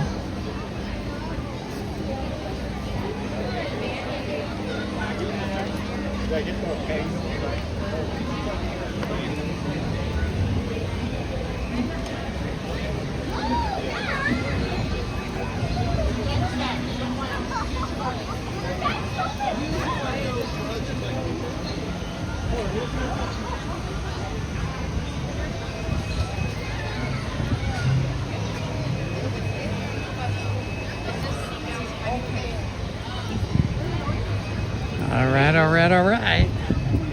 Let's see what the line looks like for Pirates of the Caribbean here. 20 minutes. That means it's probably more like 12 or 15. So we're gonna go on Pirates of the Caribbean because we can. It's always better to go on rides before like 2 o'clock, 2:30 during the weekdays when school is in session, because there is less people here before 2:30 or so. Once you get into 2:30, 3 o'clock, then most schools are out in Southern California at that time, and a lot of families and even just teenagers on their own will come to the park if they have magic keys. And so it gets a lot busier after 2:30, 3 o'clock, and you will stand in bigger lines and not get to ride on as many rides, which is why I like coming a little earlier. That's me. Why would you say that to me? Yeah, he was a good skipper. He was fun.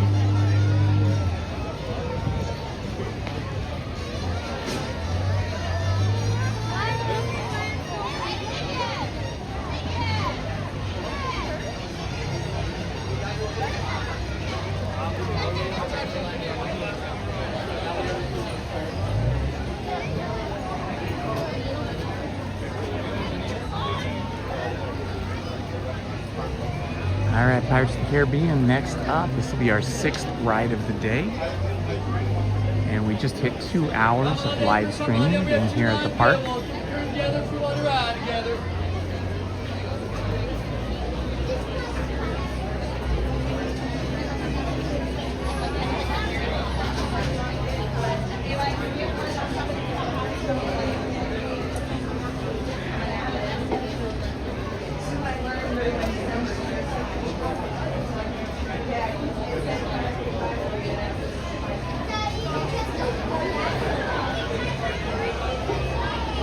Good afternoon, David. Good to see you, my friend. Just enjoying the nice fall weather here.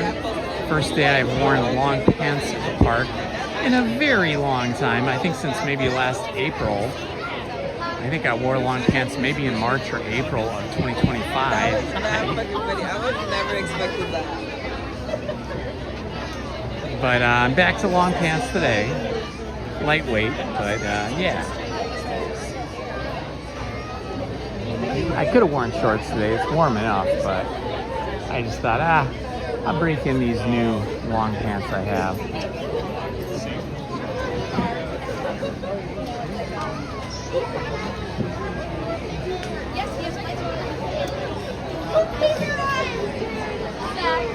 Come on, Brady.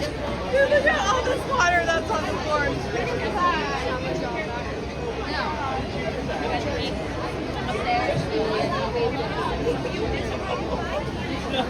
And that will probably never ever happen again unless I can sweet talk my brothers friends again. That will be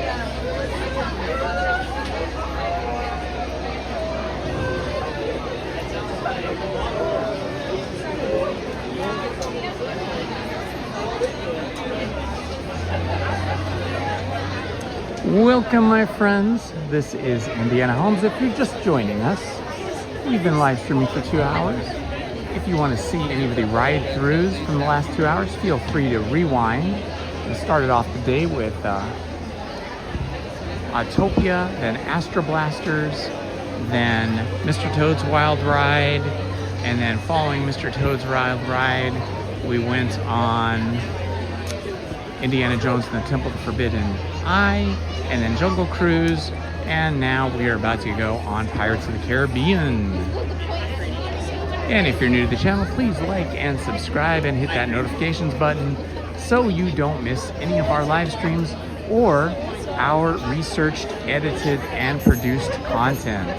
I do live streams 3 times a week, Wednesday, Friday, and Sunday, and I also produce history videos about Disney, Disneyland, and the Disney Studios. I try to start off every live stream with a little bit of history on Disneyland or Walt Disney. Today I was talking about Bob Gurr and his contributions to the park and the fact that he is probably, if not one of the only living Disney employees that actually worked on the park at the very beginning in 1954. Bob Gurr is currently 92 or 93 years old. Not sure if it's 92 or 93, but he's a very active and cheerful fellow, and you can find him here at the park at various times. He likes to come and scoot around on his little mobility scooter. You can follow him on Facebook. If you look up Bob Gurr, G-U-R-R, and he might tell you when he's going to be here. It'd be fun to meet him.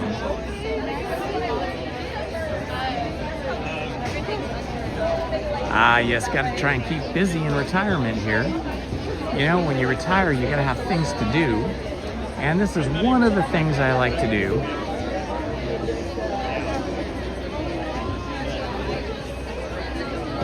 Lizzie, my wife, is still working. She's going to be working for a couple of years at least. And so while she's working, I come to the park, hang out with you guys in the chat, go on some rides, say hello to some people, eat some lunch, and then come home and usually record an hour from my other channel, Storytime with Indiana Holmes, where on that channel I broadcast 1 hour every day from 6 p.m. to 7 p.m. Anywhere from 1 to 2 chapters of whatever book we're reading on that channel. We're currently reading The Three Musketeers, but we have in the past read Frankenstein, Dracula, The Island of Dr. Moreau, The Many Adventures of Winnie the Pooh, let's see, what's the other one? House on Pooh Corner, Sleeping Beauty. No, we didn't read Sleeping Beauty. We read, what was it? I don't know, some of the Grimm's fairy tales. That was a while back. I think those are actually still on this channel, but all the new stuff is on the second channel, Storytime with Indiana Holmes. But this channel is all about Disneyland and theme parks. I might live stream at Knott's Berry Farm tomorrow, guys. If you want to join me tomorrow, I will. If you put your notifications on, you'll get notified when I schedule that. I'll schedule that tonight. We'll probably get to Knott's Berry Farm at 10 a.m. or 11 a.m. tomorrow, Lizzie and I. And they do not let you live stream on the rides. So I'll just be walking and talking around Knott's Berry Farm and eating and watching Lizzie ride the crazy roller coasters, because she is a roller coaster fanatic. So that is what is schedule. That is the schedule for tomorrow. The reason we like to go to Knott's Berry Farm, well, Lizzie loves to ride all the crazy roller coasters, but we both really love all the decorations they do there, the seasonal decorations. So we'll be looking at Halloween decorations tomorrow.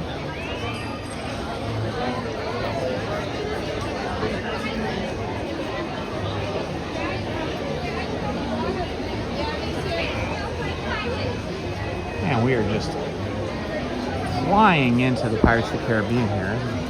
Very quick line today.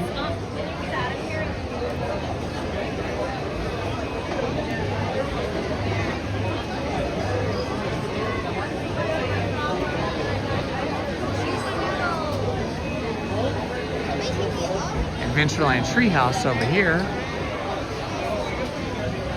where the Swiss Family Robinson were marooned on an island, and they built that treehouse to live in.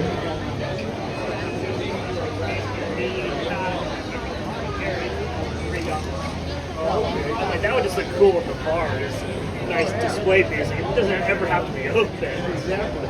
But Jared said that like all the engraving and everything's like really nice. All right, we're gonna be looking for Captain Jack Sparrow in this ride.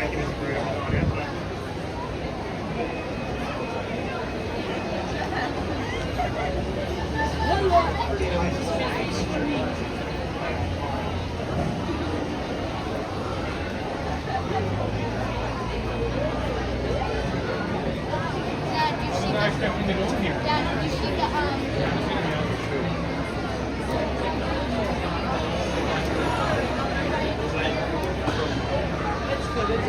Drinking out of the stream, water skids to bottles.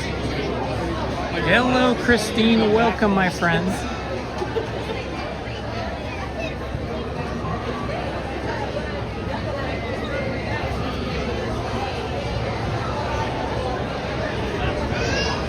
We've got Captain Barbosa over here. Captain Jack Sparrow's over there. Nice painting of Captain Jack Sparrow on the wall here as we walk in.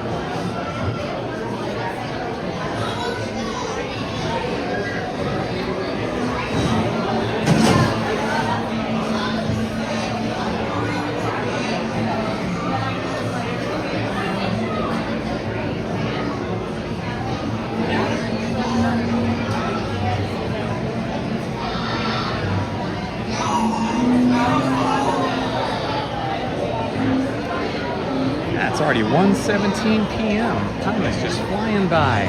That's the great thing about Disneyland.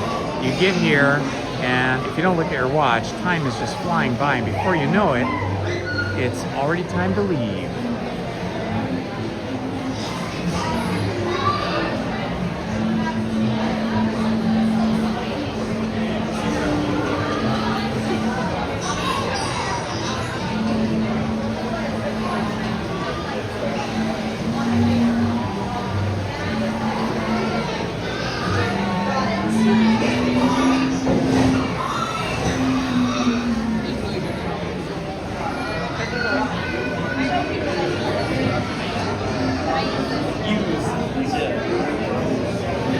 Good afternoon to you, my friend.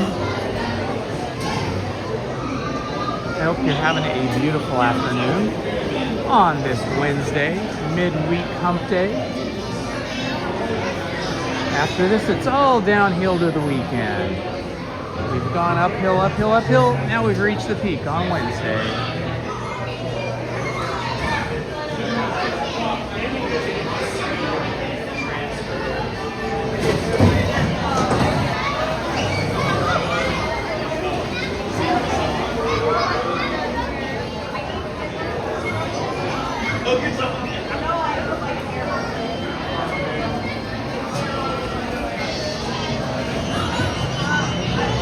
Ah, yes, when I was brand new. I'm not sure what year that was.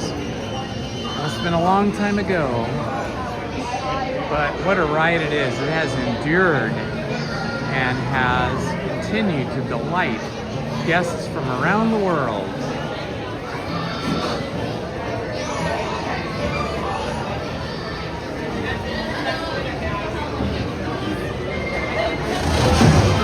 The names on the boats, geez, I don't know. They're like numbered, number 50, number 51. I don't know what the names are. We have to look carefully.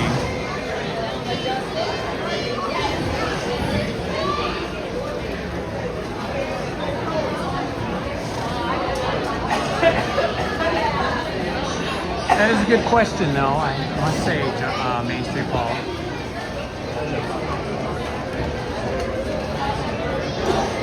They might have names, I don't know. I know they have numbers on the back.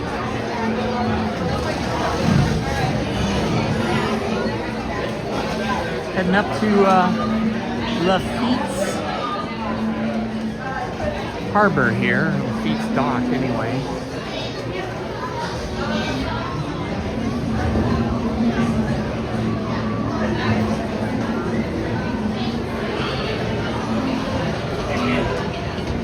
Yeah, looking carefully, I don't see any names on these particular boats. I think the boats over at the Storybook Canals have names. They're named after different characters from different fairy tales.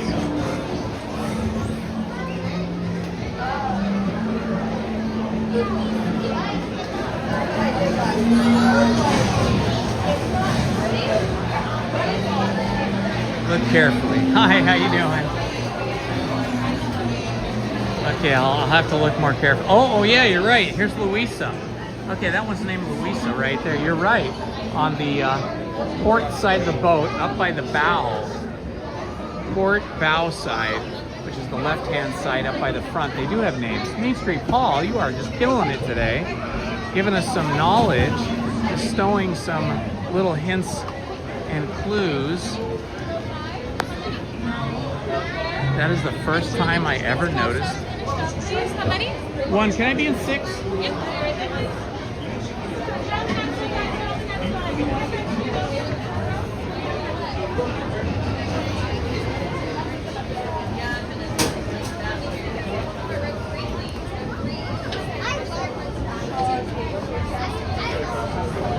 What's your TikTok search I can join? Oh, it's YouTube. It's Indiana Holmes, Holmes.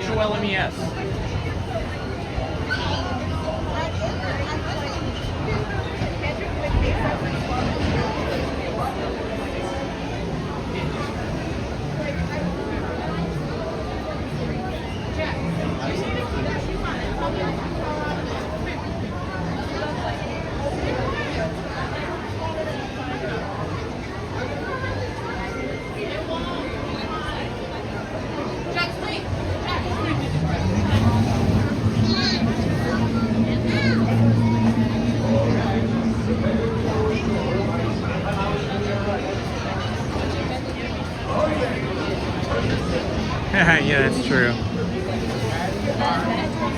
Thank you.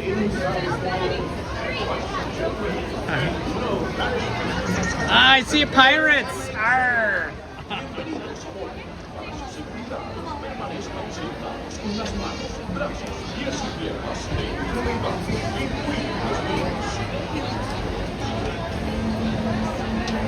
The old pirates.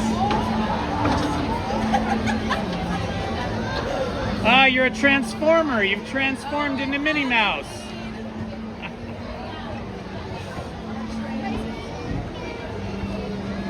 Lafitte's Landing. That's where we are. You see, Lafitte's Landing. This is where we board.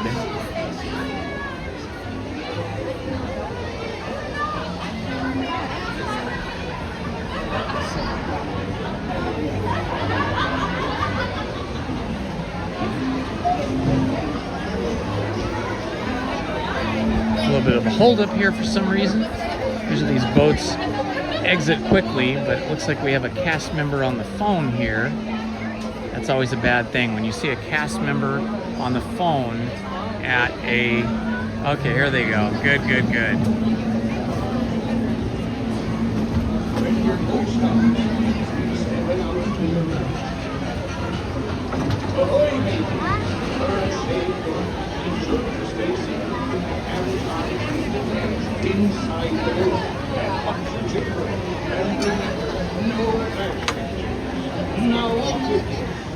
Bienvenidos, marineros. Para su seguridad, permanezcan sentados con las manos cerradas, pies y piernas dentro del barco y cuidado. Hello, Haunted Minnie.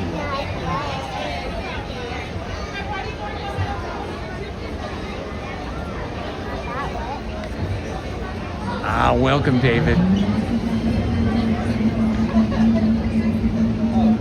All hands, prepare to go ashore by stepping out to your right. Ahoy there, crew.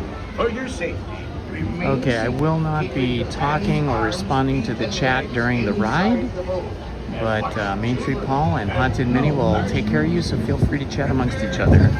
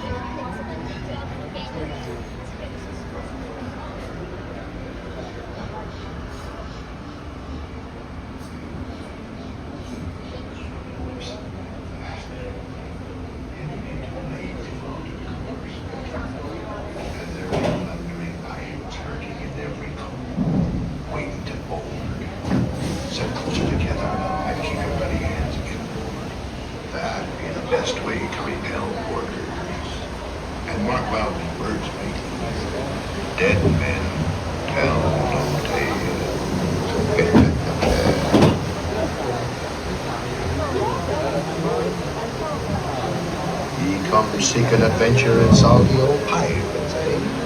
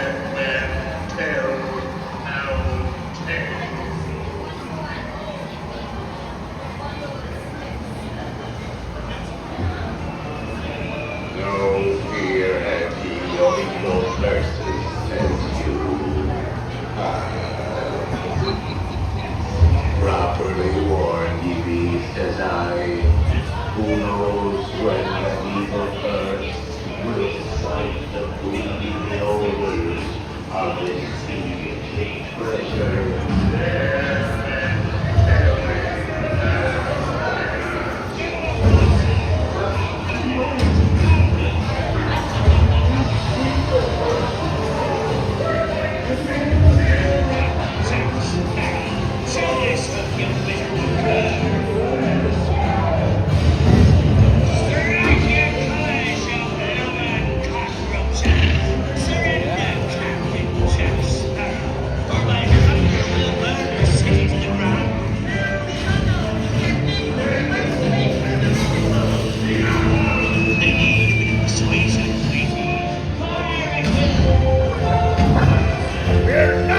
sight of you!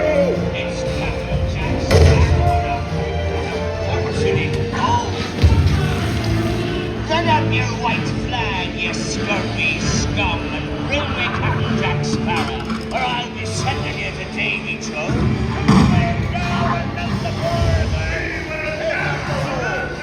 Give him a broadside! Pound him, lads! Pound him! We're going to sink him ship!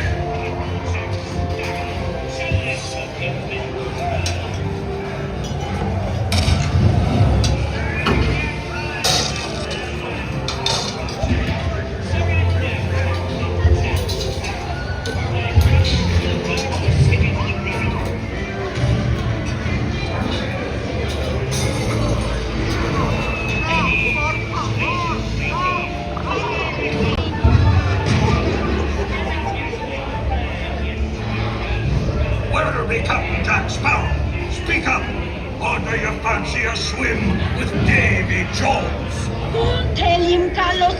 Don't be cheating.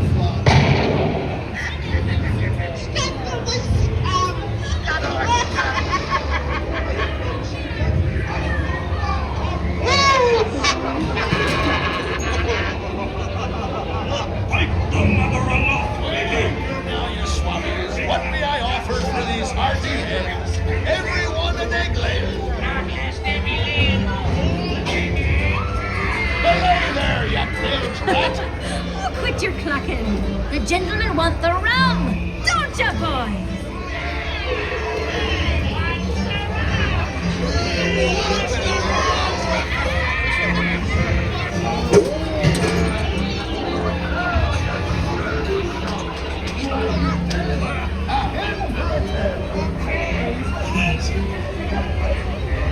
Here I be, holding the treasure map and the key as well. What I wouldn't give to see the look on Captain Jack Sparrow's face when he hears tell 'tis only me what's got the goods.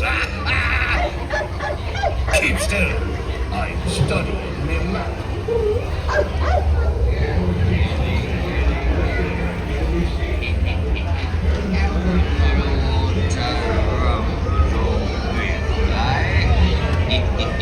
Come on now, you're a nice little pussycat. Oh, you feel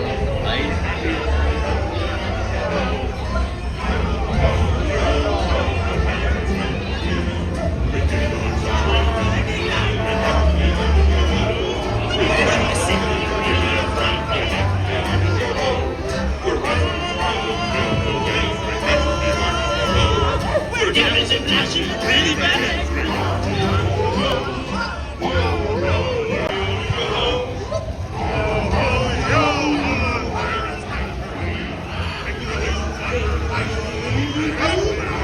That guy looks like he's bad.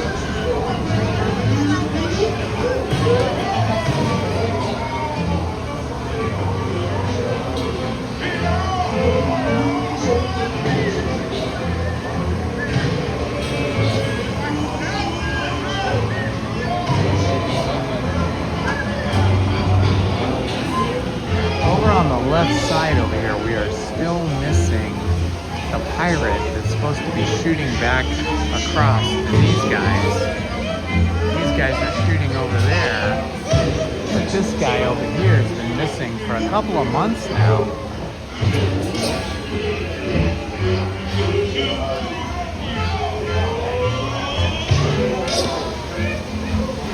I wonder if they're just not going to put him back. Maybe they just want it to look like these guys are doing target practice, shooting at the barrels of gunpowder and the helmets and the armor.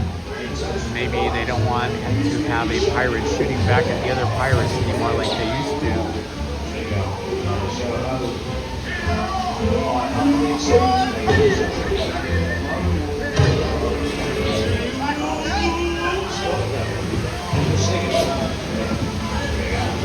Yo ho, yo ho, the pirates love to me. I raise a toast to honour my many shipmates lost at sea.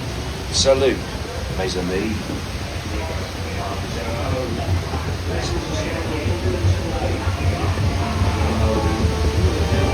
Mark my words, we'll meet again upon some stormy sea.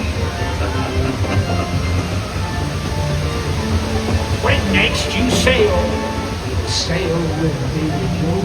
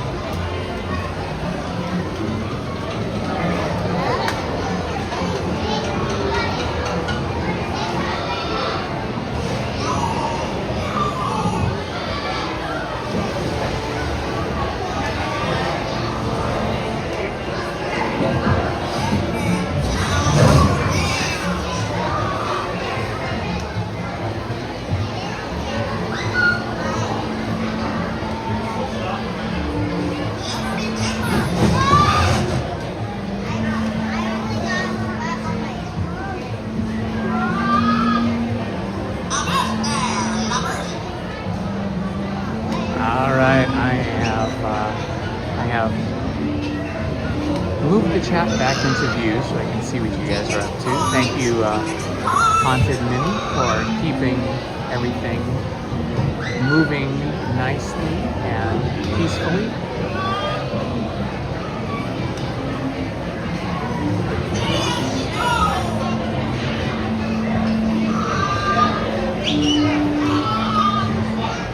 Welcome everyone, this is Indiana Holmes.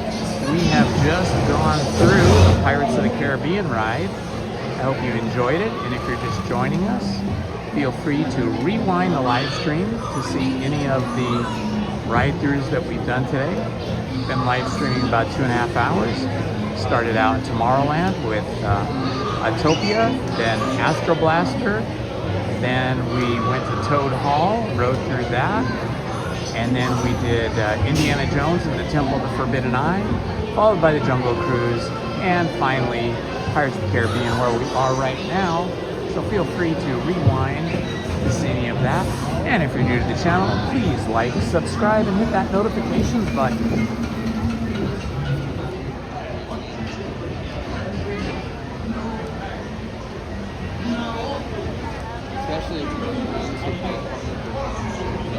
Welcome back, Godzilla.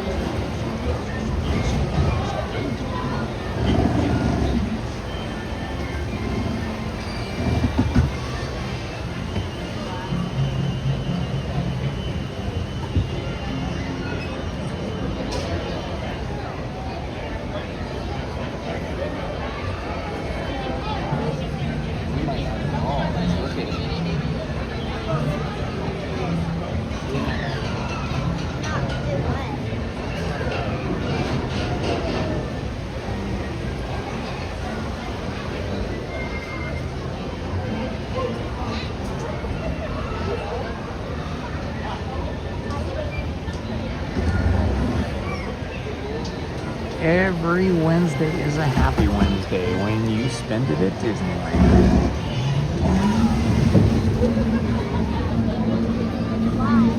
All hands prepare for shore by stepping out. Alright, girls, grab your backpack. Ahoy there, crew. Hold your knife. Remain seated. Keeping your hands hard.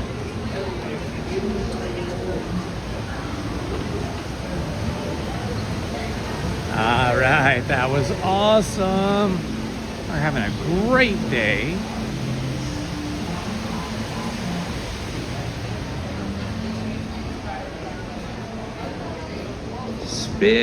Spectacular. All right, out we come into New Orleans Square. Quite a lineup here for the Blue Bayou, as there always is. It's always super busy.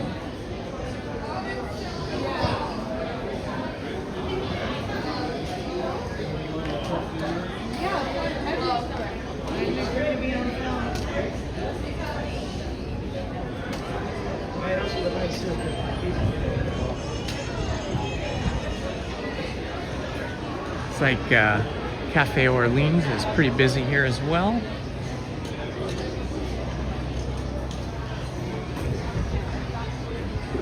Always is. But Tiana's Palace is not too busy, so I think we're gonna pop into Tiana's Palace and get some food here. Get ourselves a little lunch. Tiana's Palace has the yummiest of yummy things if you like strong flavors and spicy flavors.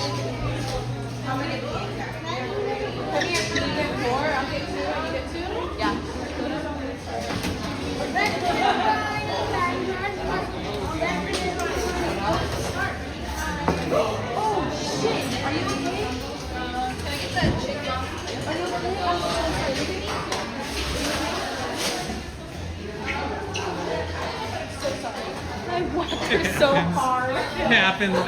They run around. I know. It's lucky, right?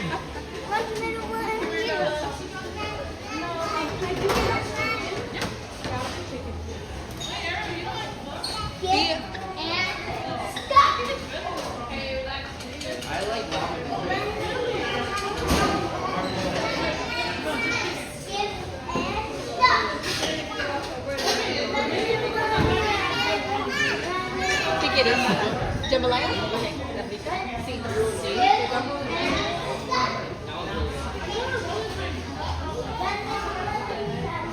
Bella.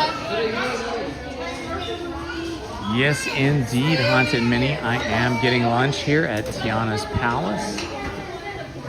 Oops, go ahead. I'm sorry. Thank you.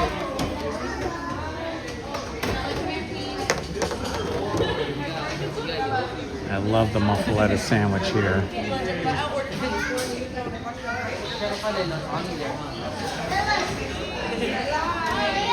Hi, I love the muffaletta sandwich. Red beans and rice okay? Oh yeah, fantastic. Gotta have them. Yeah. Then you're okay with the pickles on the side? Oh yeah, absolutely love the pickles.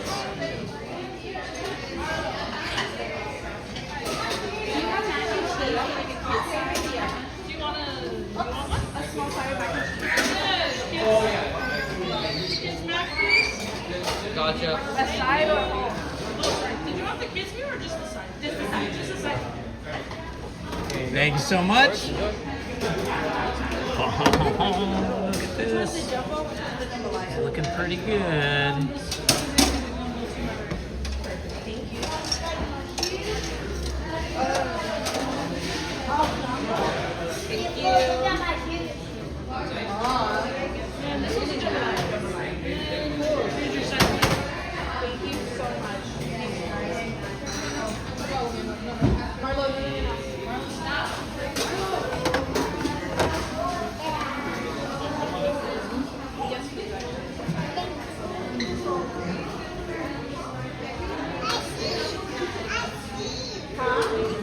You want to see?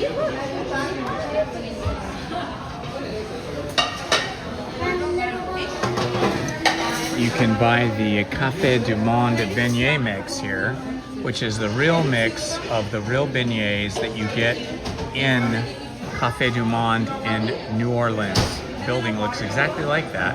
They also have their coffee, but I don't recommend the coffee because it has chicory and coffee in it, and I'm not a fan of that chicory.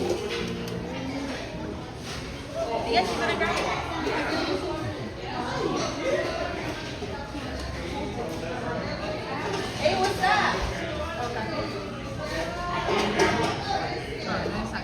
It's the Joffrey's combo. Joffrey's Coffee Nitro Brew. Now that looks good because it's Joffrey's coffee, and Joffrey's coffee is very good.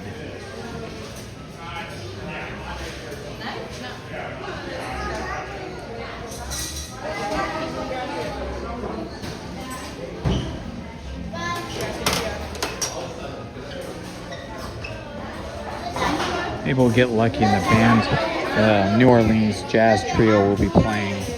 If we're lucky, maybe. Look at this cute little Tiana's bottle that they have here. It's like a cup. Tiana's Palace cup. It's pretty cool. And it has a straw that goes around it. You drink out of the straw. That's neat. Hi. Yeah, do you have Coke Zero? I'll have a large one of those, please.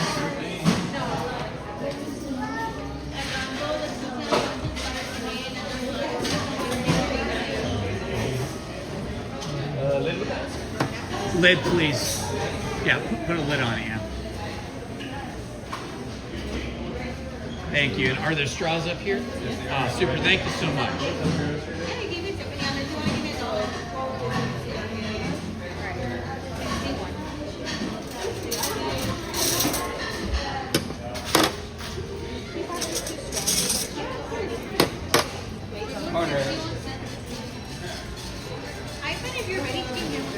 Okay. Happy birthday.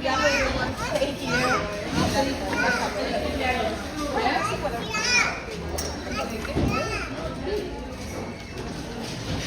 Hi. It's a Coke Zero.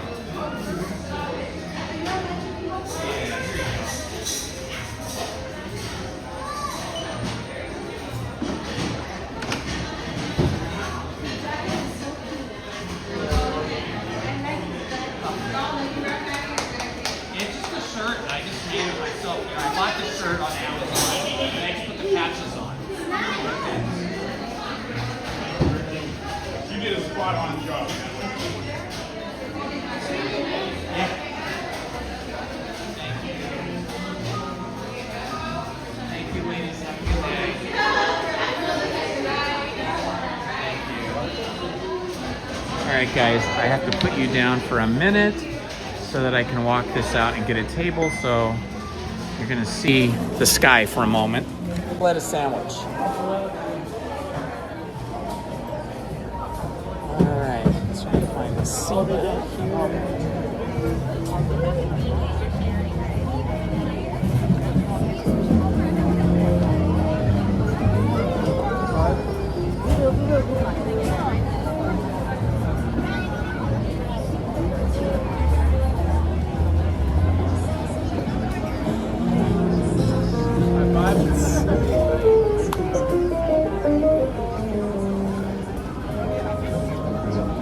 So if those guys are coming or going.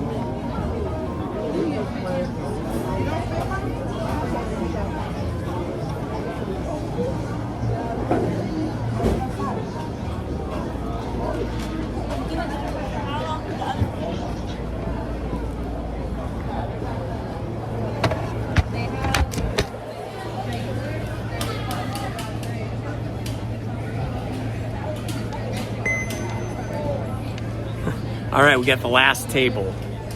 The last available table.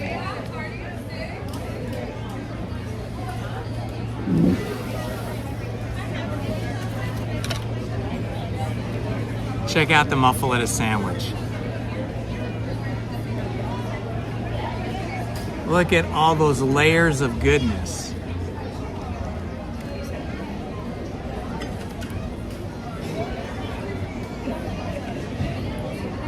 The one thing I forgot to get was napkins. Shoot. Let's see. I do not have any napkins. Oh, there's napkins. I'm gonna go get a napkin.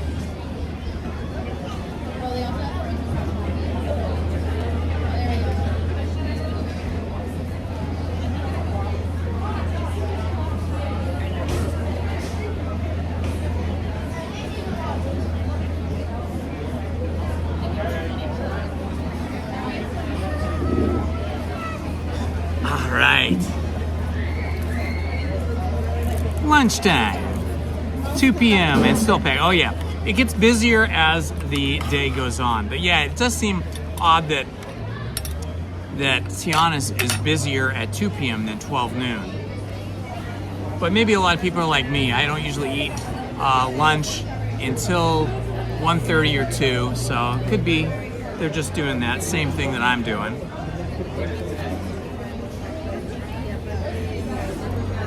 This is always a good opportunity to charge my cell phone. Cell phone will last about 3.5 hours while live streaming. If I'm not live streaming, it'll last all day. The old cell phone that I had, the iPhone 15, that would only last about 2.5 hours and then it would just cut out and die. So you have to always remember to recharge your cell phone when you have the opportunity. And this is the opportunity right now.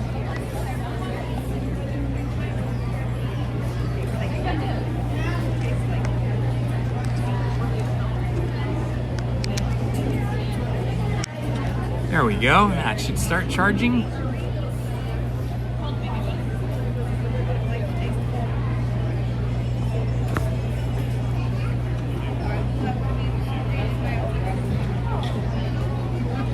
There we go. All right, charging up.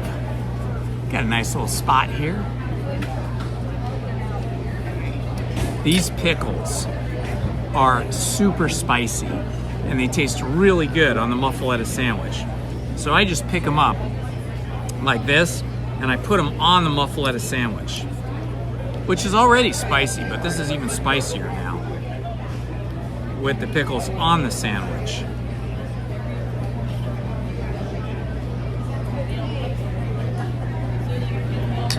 Yum.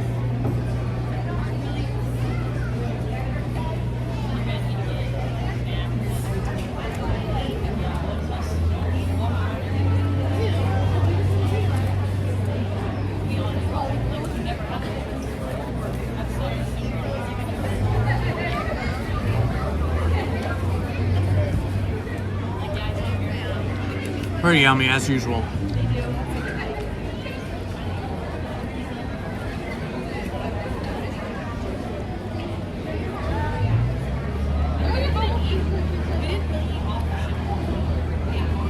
And then the red beans and rice is also excellent. Red beans and rice, very classic Southern food.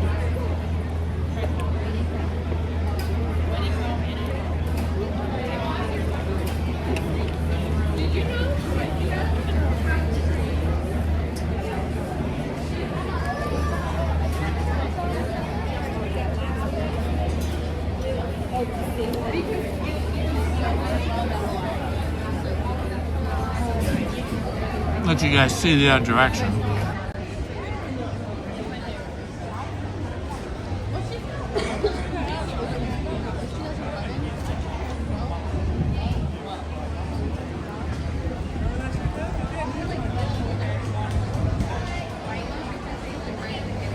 That's the entrance to the Cafe Orleans.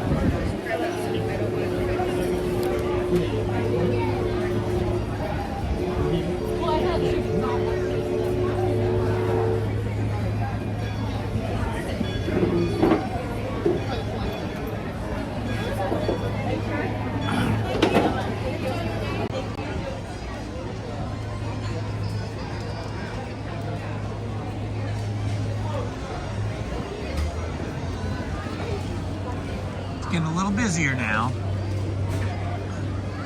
Anytime after 2 o'clock, it's pretty busy.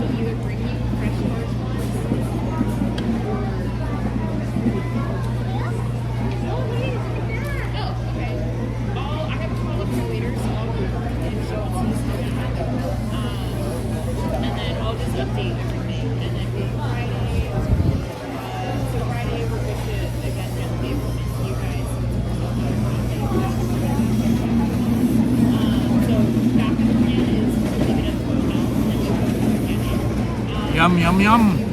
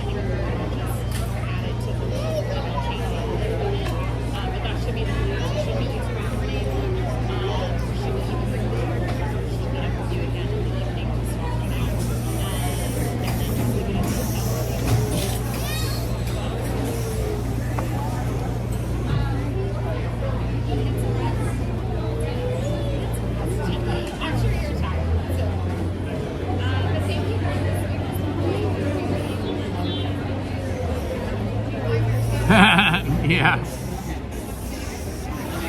Yeah, Aquafina, that's true. It's like ASMR.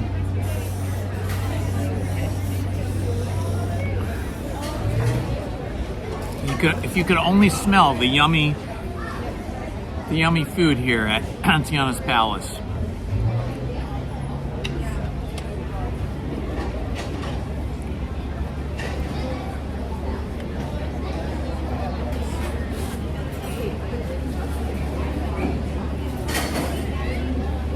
Spices can make your eyes water, though.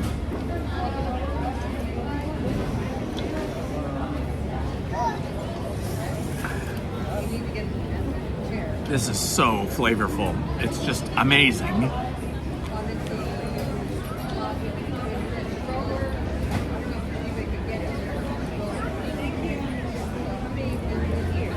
It's like a flavor and spice bomb in your mouth.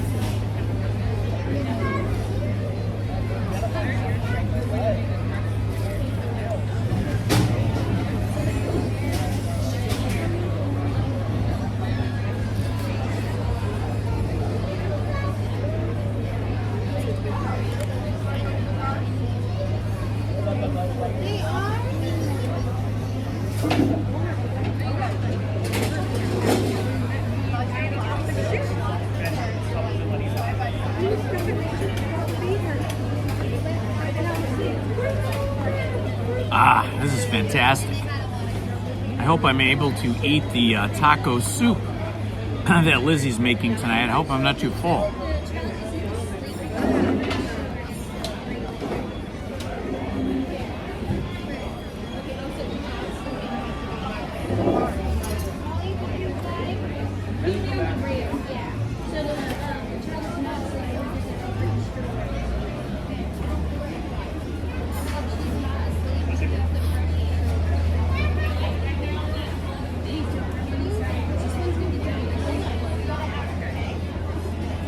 Whew.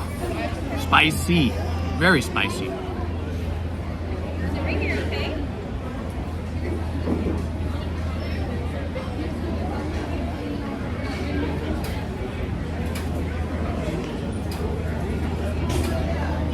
Ooh, man, my mouth is on fire.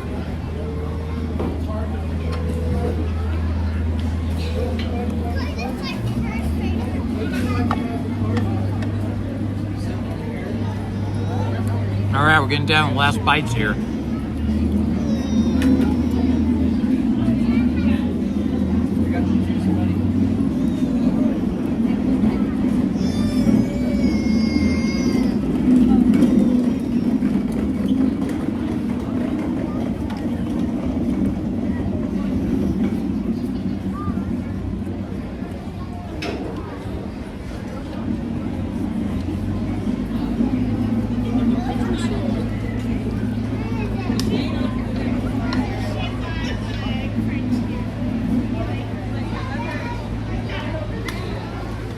Okay, last bite of the red beans and rice.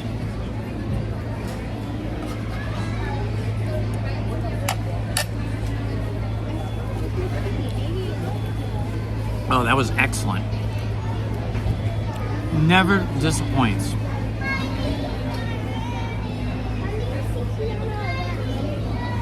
I highly recommend the muffaletta sandwich with the red beans and rice at Tiana's Palace here at Disneyland.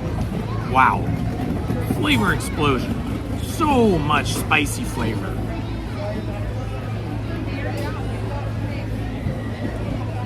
Makes your eyes water and your nose run.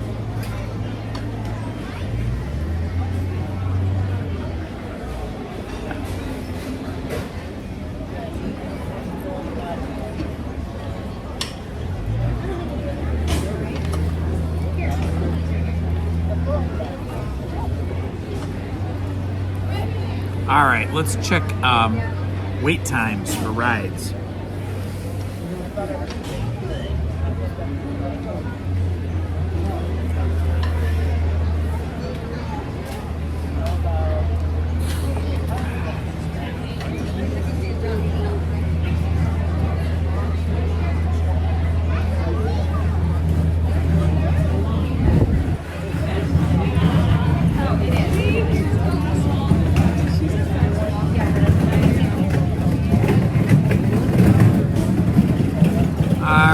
Haunted Mansion is 40 minutes.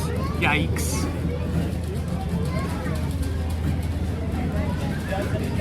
Small World's only 5 minutes.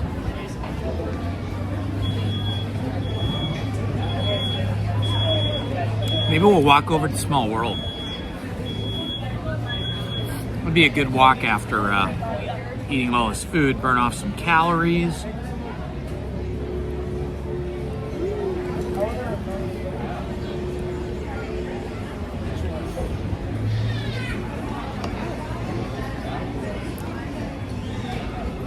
Hey Derek, how's it going, buddy? Hi Micah. I think we're gonna go over to Small World. That looks like the plan.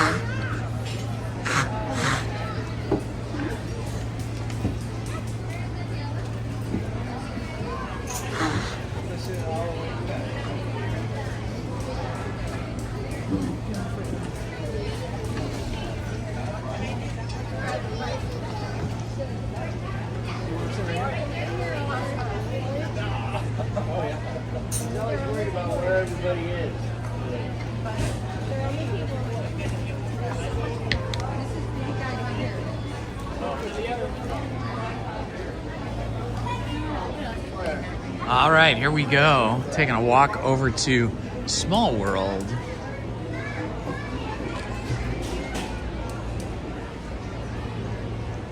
Clear across the other side of the park.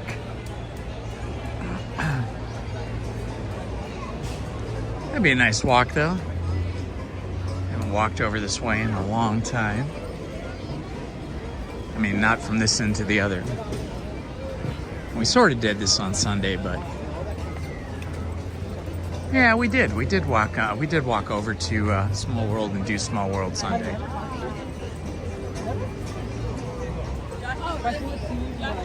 Have to get a little merch search on later. They've been bringing new Christmas merch in every week for the last couple weeks. To see what new merch they've got and see what Halloween merch is on sale now. We didn't get the roof.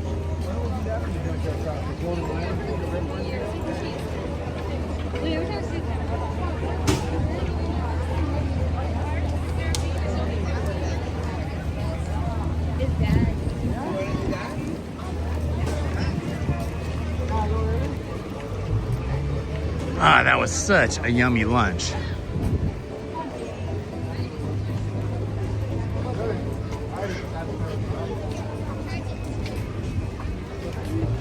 What a beautiful day today. The weather has been spectacular. It is neither hot nor cold. It is just right. It is currently, I'm trying to see the temperature here while I'm walking and talking. Let's see if I can see it.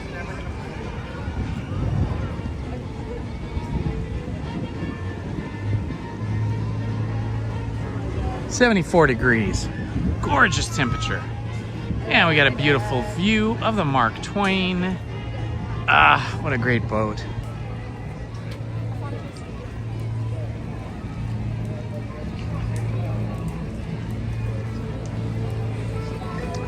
Seeing more teenagers here now.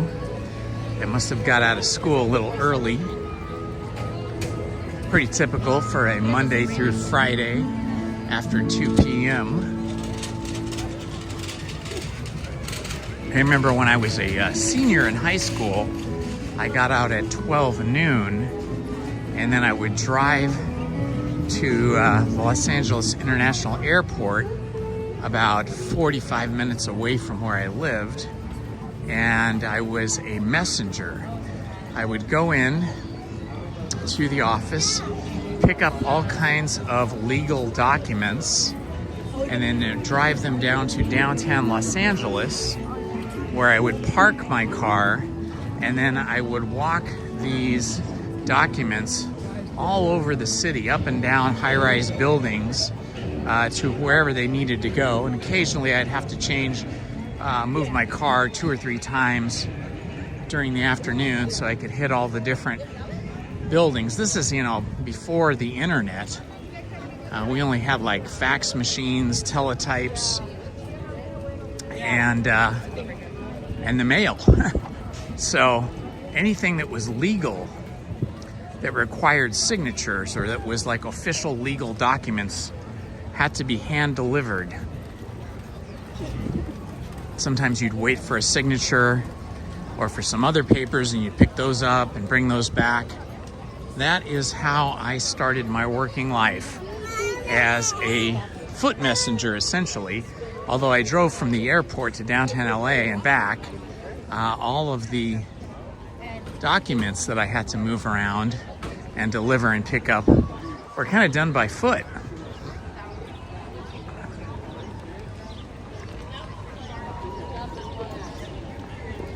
I remember back in those days, I'd usually get to downtown LA while it was still lunchtime, and people were heading back to their offices from restaurants, and everybody was dressed up back in those days. All the men were wearing suit and ties. All the ladies were wearing dresses or skirts, high heels. Some ladies were wearing pantsuits. Some men were wearing leisure suits, but not usually. They were usually wearing proper suits. It was a different time. People dressed up more for work anyway, and for church. I can remember as a kid, when you went to church, you always wore a suit if you were a boy, and if you were a woman or a young lady, you would wear a dress. Not so much anymore. Things have changed a lot. Everybody's much more casual in the way that they dress. There are still some places, though. I noticed in Manhattan in New York City, people spend more money on their clothing and still dress up more than they do here in Los Angeles and Southern California.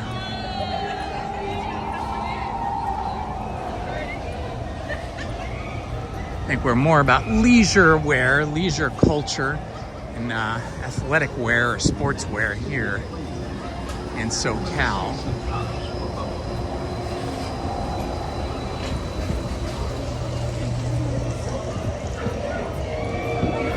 All right, walking by Alice in Wonderland, which had a giant line earlier today.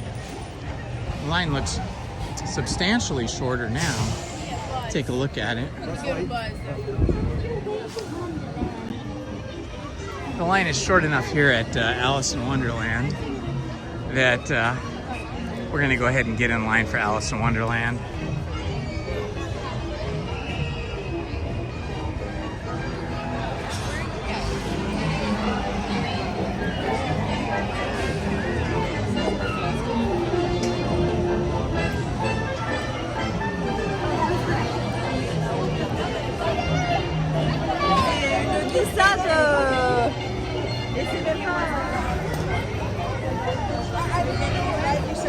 I remember as a kid coming to Disneyland, and even here at Disneyland, a lot of people dressed up in suits and dresses, especially on a Sunday. I think that's usually when my parents took us. They only took us a couple times when I was a kid, but I remember we'd come on Sunday, like after church, and so people would already be dressed up in suits and dresses for church, and that's how they would show up here to Disneyland.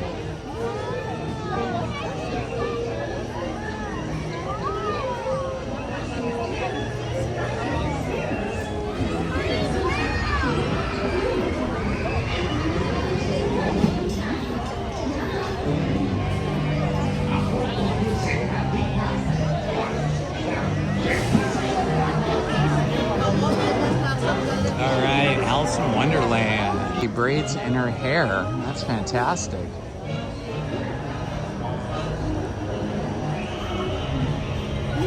She's got a cool backpack. She's got the full Halloween inspiration going.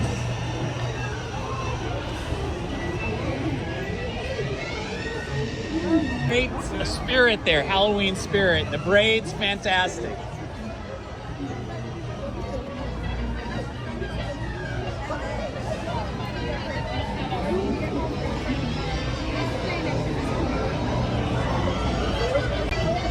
Always fun. I think the most fun I've had on the teacups was a couple of weeks ago when Main Street Paul was here, another streamer friend of mine, and hard to focus and concentrate because he was spinning us so fast. It pays and it helps to have a big strong person with you if you're going on the teacups.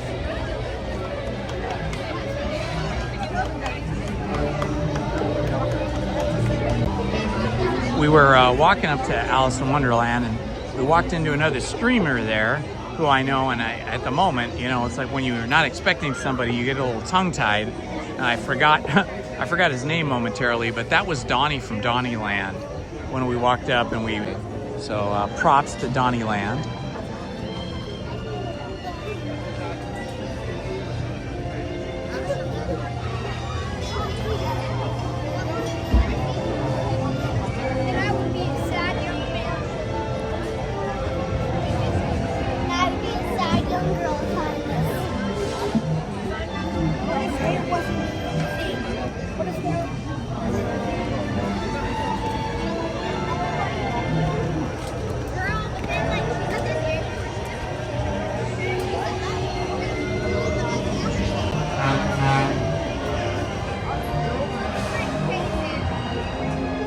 Hello, Daniel Primus. Welcome. I thought it was Daniel, but then I looked again and it's Danielle.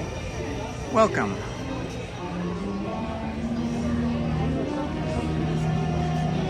Where are you watching us from today, Danielle? You can type in your city, state, or country. Let us know where from you are watching.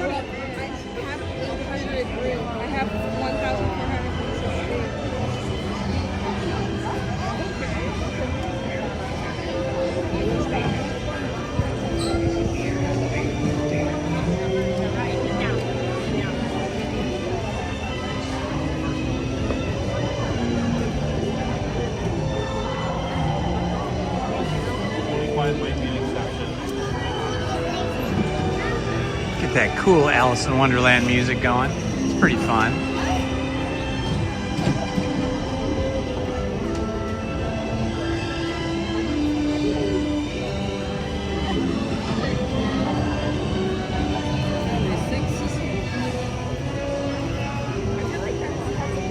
Man, we're just flying through this line today.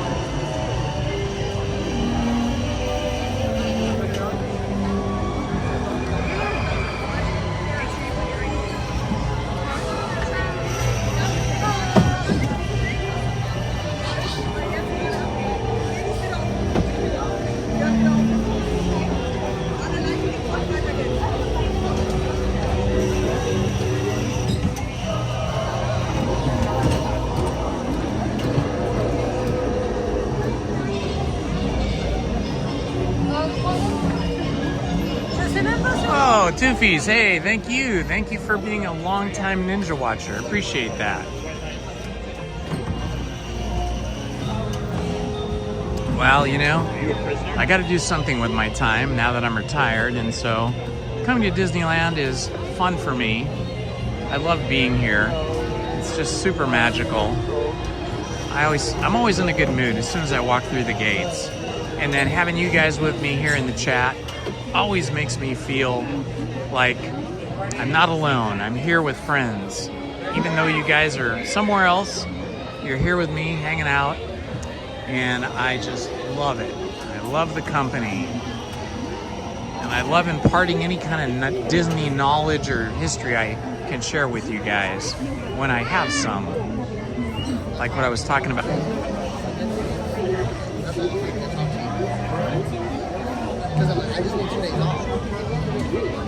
I like this gentleman's Hawaiian shirt with Mickey all over it. It's pretty cool. I've got a couple Mickey Mouse shirts right now. That one's pretty cool though. I'm pretty picky, pretty selective about the how big Mickey is on it. Hawaiian flower pattern.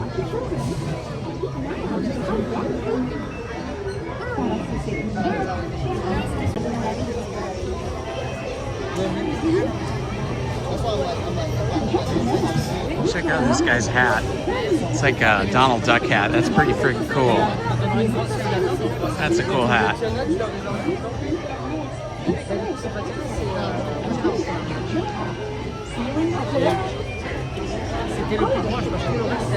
It's like father and son have cool hats on.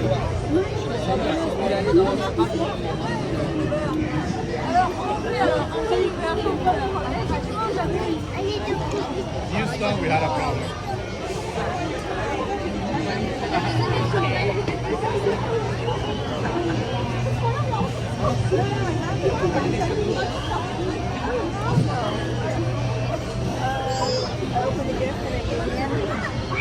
I'll send it to you right now. No, I can force it open.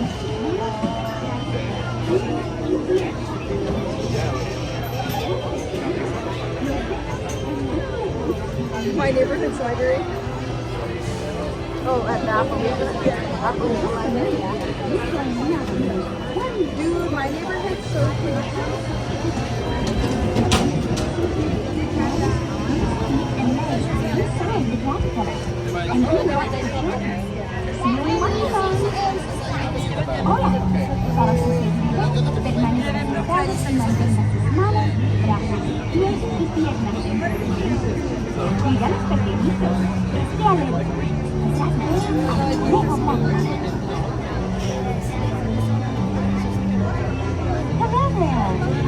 Found your way to Wonderland. Your safety is in the city with your hands, arms, feet, and legs inside the caterpillar. And keep an eye out for the white rabbit. Para su seguridad, permanezca sentado y mantenga sus manos, brazos, pies y piernas dentro del vehículo. Cuide a los pequeñitos. Los dedos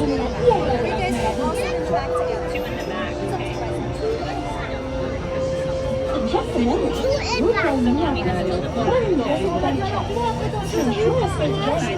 Must remember to stay safe with your hands, arms, feet, and legs inside the caterpillar. And do watch your trip. See you in Wonderland. Hola, para su seguridad, permanezca sentado y mantenga sus manos, brazos, pies y piernas dentro del vehículo. Cuide a los pequeñitos. Esté alerta. Okay, guys, one in the front, two in the back. Hello there.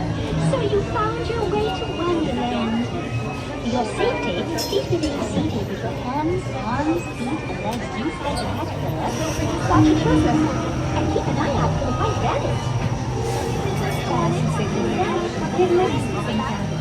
One. Number one on the left. Thank you.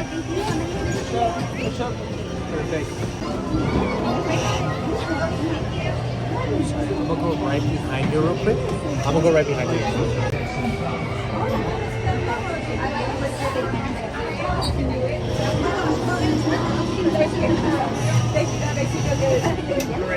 Thank you. You're welcome. We're gonna pull down here, please. Push up. We're good. Pull down.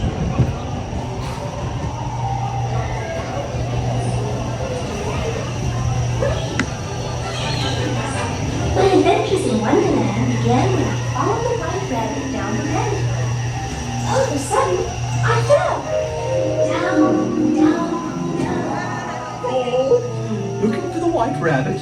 Wow. See for yourself. Oh, Mr. Rabbit, wait, please. He went this way. No, that way. Wait, I need a really important date. I'd like to say hello, goodbye, and later.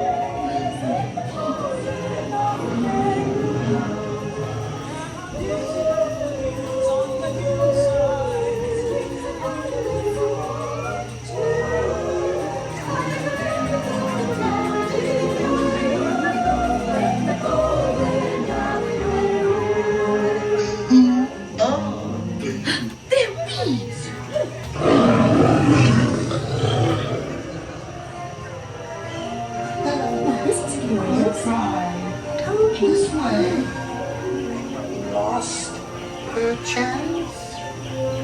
I'm not sure where I am either. Wait, don't go, please.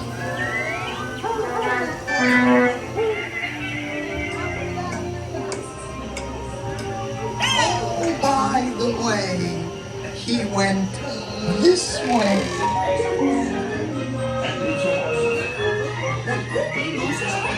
Since this is the thought we've heard, We dare not stop.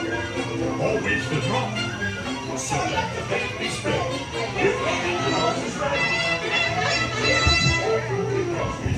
Her Royal Majesty, the Queen of Hearts, and the King. Shall we play croquet? And Rule 42, the Queen will always win.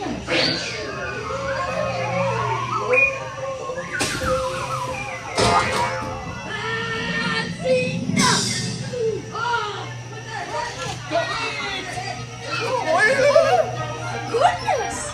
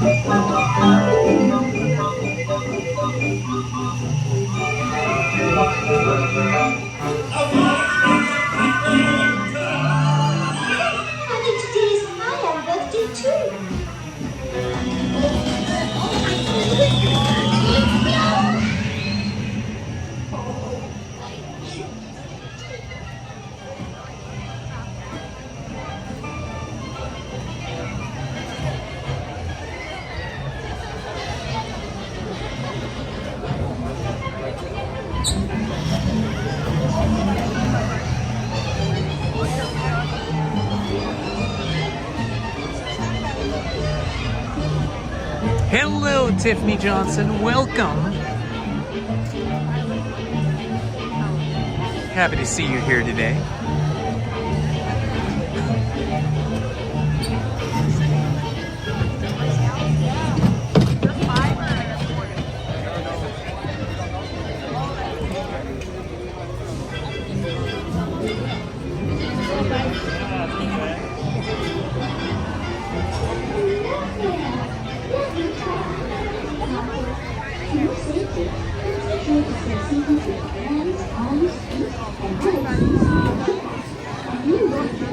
And we still got the walls up here at Storybook Land and Casey Jr.'s Circus Ride. 30-minute wait for Dumbo, so we're going to skip that today. I'm going to go on, I was going to go on Small World, but I think I'd rather do a merch search right now. Because usually Mondays and Tuesdays is when it seems they get the new merchandise in the park. And I know they've been getting new Christmas merch in the last couple of weeks. I want to see if they have any other new Christmas merch. Specifically looking for another character shirt, like a button-down collar shirt with characters on it, because I missed out on that one this fall, late summer, early fall. They had a really great button-down shirt. It wasn't a Hawaiian-style shirt, but it was a button-down collar shirt, and it had all the characters on it. You know, the major, the famous 7, right? Mickey, Minnie, Donald, Goofy, Pluto, and I think it also had Chip and Dale on it. And I really got bummed out. I missed out. Right when I went to go buy it, they were out of my size. I needed a size large, and they were completely out. So for those of you guys that don't know, here we are at the castle, and you can see here that we have a drawbridge made of wood. This is functional. If you look over here, here is the chain right here. This is the chain gear for pulling up the bridge here around the moat, you know, and because there's a moat where we always see our ducks. But this is a functional drawbridge that can be lifted. It's been altered a few times now, so now you can see these arms here are supposed to go up into the castle. Right here, this beam and this beam, and then these chains here would pull this up. But they've only really done it twice. Once on opening day on July 17th, 1955, and then again, I think for the 50th anniversary of Disneyland. I don't think they've ever done it more than those 2 times, at least not for the public. But it can be done because it's functionally, structurally built to do it.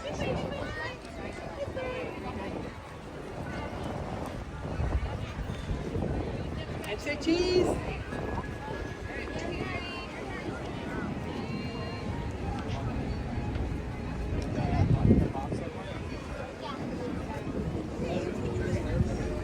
And here are the seasonal pumpkins all around Walt and Mickey. Take a look at them real quick.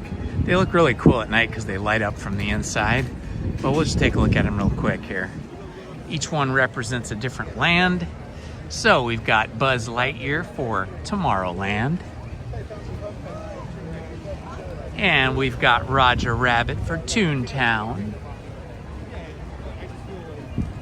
Tinkerbell representing Fantasyland, Princess Tiana representing Bayou Country,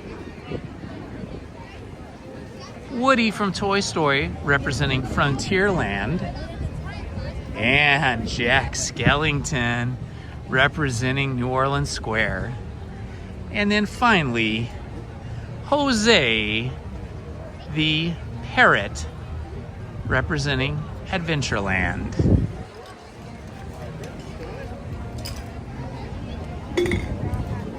That's from the Enchanted Tiki Room. It's like people are queuing up here for a cavalcade. Let's see, what time is it? I wonder if the cavalcade's coming at 2:45 or what time it's coming. I don't see any cast members around, so it's probably not coming for a while. Usually when the cast members come out and start pulling lines and stanchions, that is posts and rope lines, then you know you're getting close to the time for the cavalcade or the parade.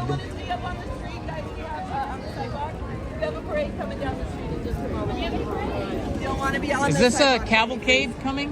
What time's that coming? 2:45. Oh, okay, so any moment. Yeah, hi. All right, so the cavalcade is coming, so maybe we'll hang out and wait for that. Well, there's a couple ways.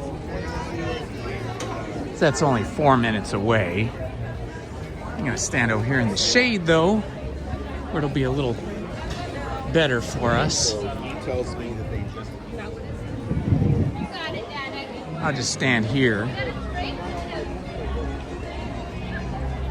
We have a cavalcade here in about 3 minutes. Or it might take a couple more minutes to get up the street.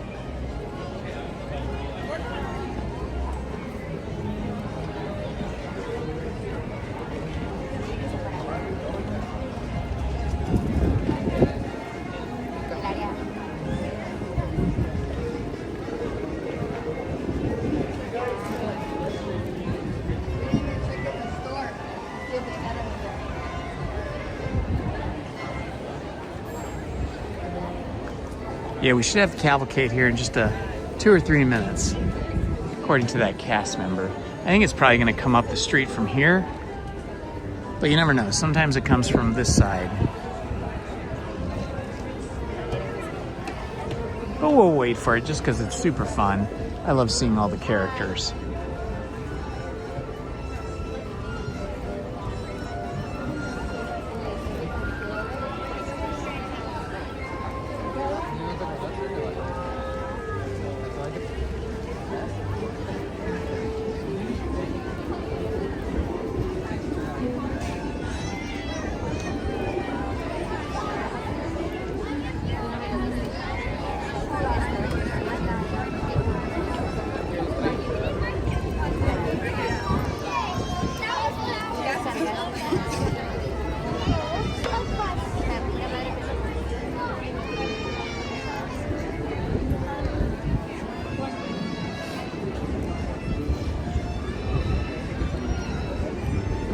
Yeah, me too, Haunted Minnie. I love the parades and the cavalcades, especially the parades. Seeing Paint the Night the other night with Lizzie and her sister and our brother-in-law was really fun. Even though it was a really long day. I was 13 hours at the park that day. We were pretty tired when we got home. I think the next day, it was Monday, was a full recovery day for us.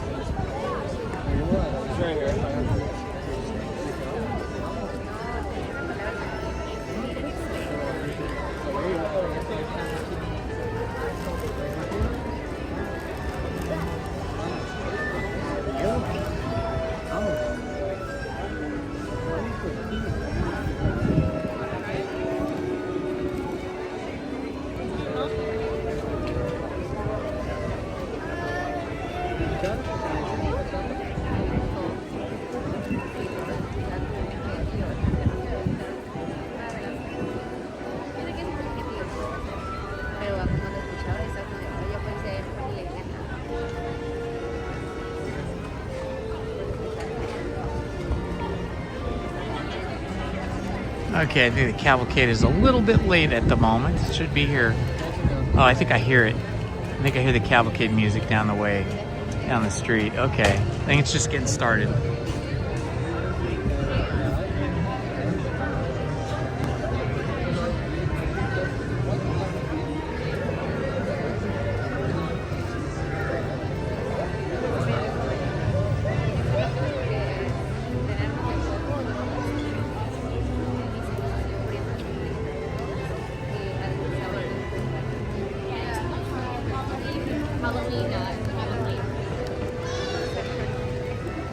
Halloween.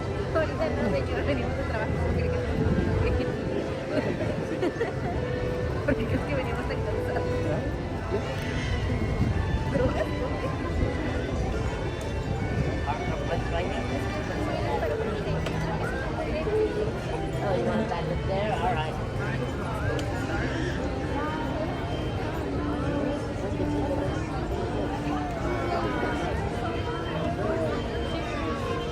Somebody's gonna have to stop and go back there.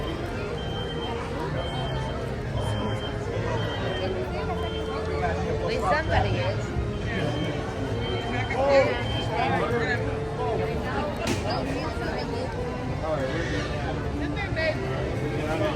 Ah, Two-Feast, thank you so much for that. Thank you. That's very kind of you, my friend. When the plane's starting. Okay, I think I see some action down at the Cavalcade, just right down there. Oh yeah, here they come. I see them coming around down by the Disneyland Railroad Main Street Station.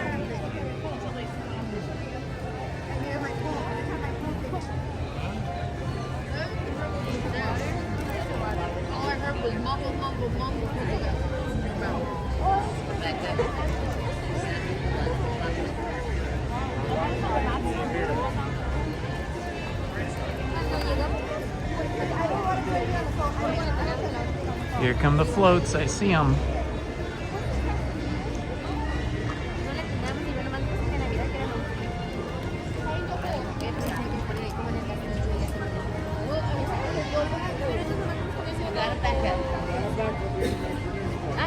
Hello, Omar. Good to see you, my friend.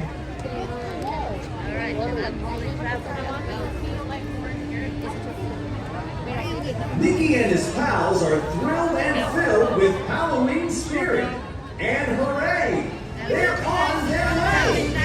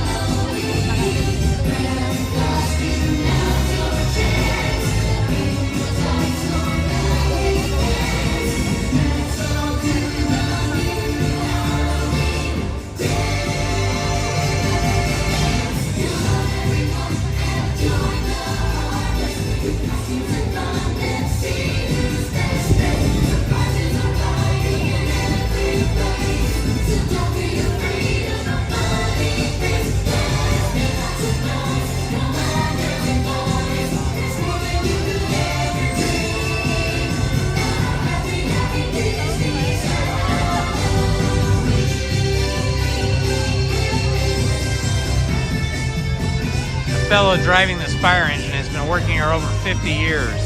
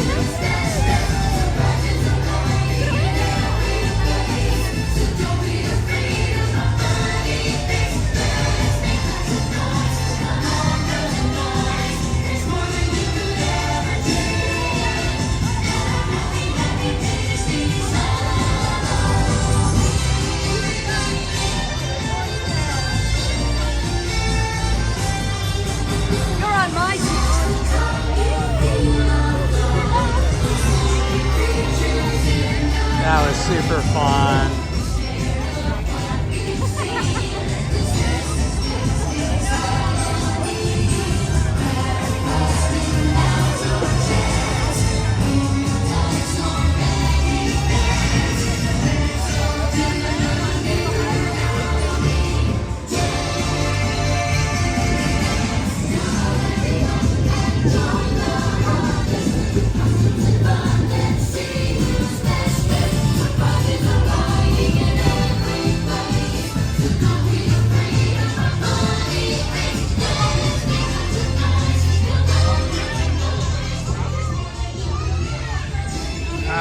Into the merch search.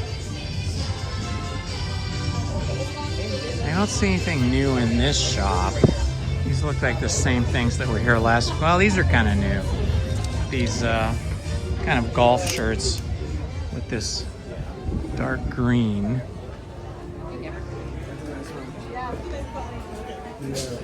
Okay, I don't see anything else new. Oh, this is neat. This is new. It's a denim jacket with a giant Mickey on the front and then a little fleece collar here. That's pretty fun. Excuse me. Oops, sorry. No worries, it's all good.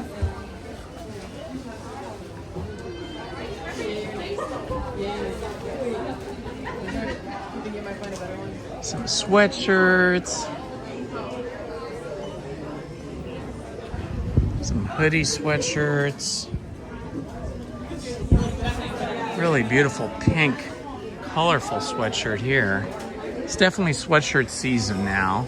Well, coming up, not quite yet. But I mean, they're getting all the merch in early. And the thinner shirts, like what I'm looking for, have been winnowed down and mostly sold out. There's still a few here and there. I'm gonna go in over here. Let's see. That shop is mostly gonna have Halloween stuff. I think we'll go into the Crystal Arcade entrance. See if they've got any new things over here. Excuse me.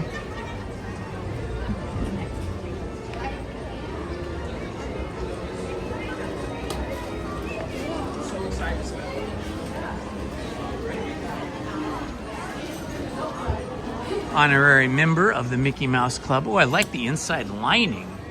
That's great. I mean, nobody will see that, but you know it's there, right?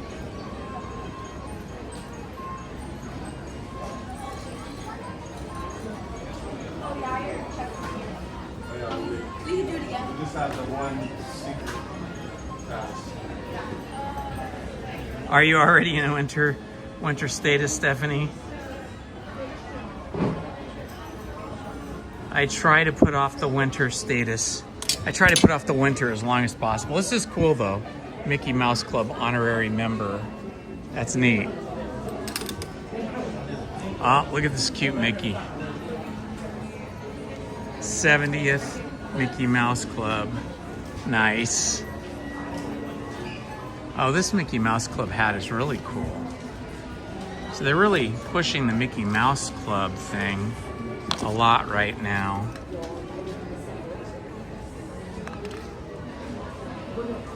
Another one over here. These are nice because they're kind of thin, not quite sweatshirts. They're kind of like thin long sleeve shirts. So that's kind of nice. I have already too many sweatshirts and too many wool jackets. I don't need any more like that.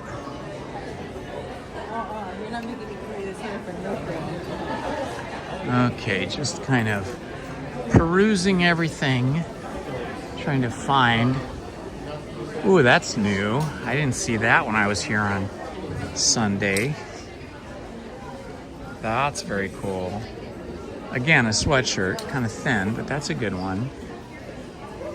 Not what I'm looking for, but I appreciate it.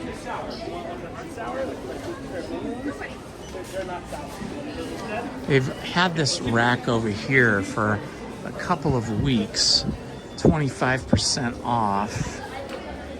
These are really cool.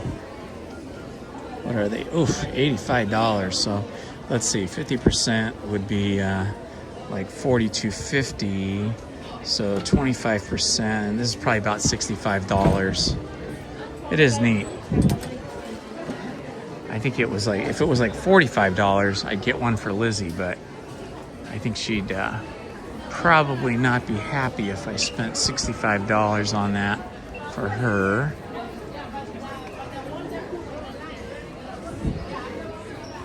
Lizzie's the frugal one in the family. I'm the spender. I just think these are the cutest things. I'm not a fan of these Crocs, I should say, but I am a fan of these Crocs. These Crocs are super cute. And they have a shirt, well, they have shirts and sweatshirts that kind of go with them, same theme. Yeah, they have some really nice Christmas merch in here. It looks like they're getting more every day. Trying to see what else. Ooh, look. I never look at this, but this is pretty cool. They got Mickey cell phone cases. These are cool. 30, looks like it's just $36, $35.99. Those are actually really cool. They'd be even cooler if they're only $20.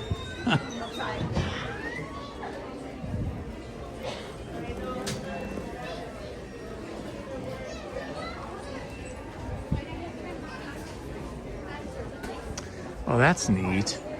Usually these Loungefly backpacks are way too small to actually be practical, but this one is actually a much larger size because it's got the squared off top instead of the kind of rounded top, so you could actually fit more stuff in there.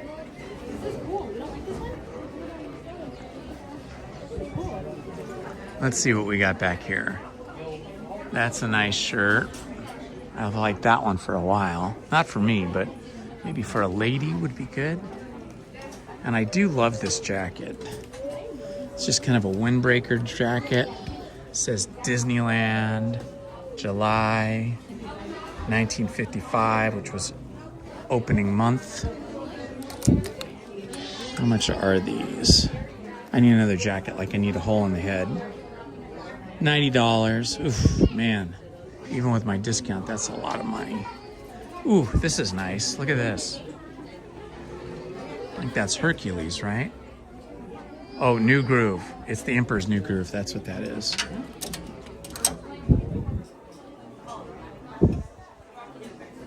I saw this shirt for the first time on Sunday. This is really cool. Here's another one.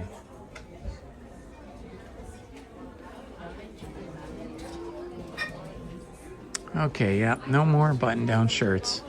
Maybe they'll have them on Shop Disney as like sale merchandise or something. Oh, the Chippendale. Ooh, these are nice. Look at these. They're thin, like sweatshirt material. Here comes the mouse known around the world. But they have like full, like thick applique on the back, authentic original. So they look like baseball jerseys, but they're actually like sweatshirt material. They're really nice. How much are these? They've got all kinds of stuff on them. Can't find the price. Let's see. They also have Chippendale, which is like my favorite. Okay, here we go. I'm gonna find the price out here on this sweatshirt. It is, what does that say?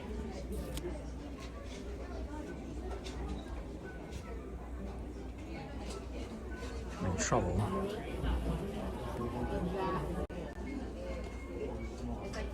Here we go. It's hard to see. I think it's 90. 90 is a good deal for this. This is a really good deal for 90 bucks. Because they had sweatshirts that had far less than this for $90 in terms of, you know, character things, character representation. And then Chippendale. Oh, that's super cute. See, I like that kind of stuff, but I feel like it should be like $50. So for me to spend almost double that, $90, even with a discount for being a magic key holder, it's still probably like $75. And you got to pay tax on top of that. So then you're almost back to $90. Ouch. Just too much for me, man. I'm just not that wealthy, because I'm not wealthy. The Disneyland Fire Department. I love this old horse-drawn fire wagon. Such a cool vehicle.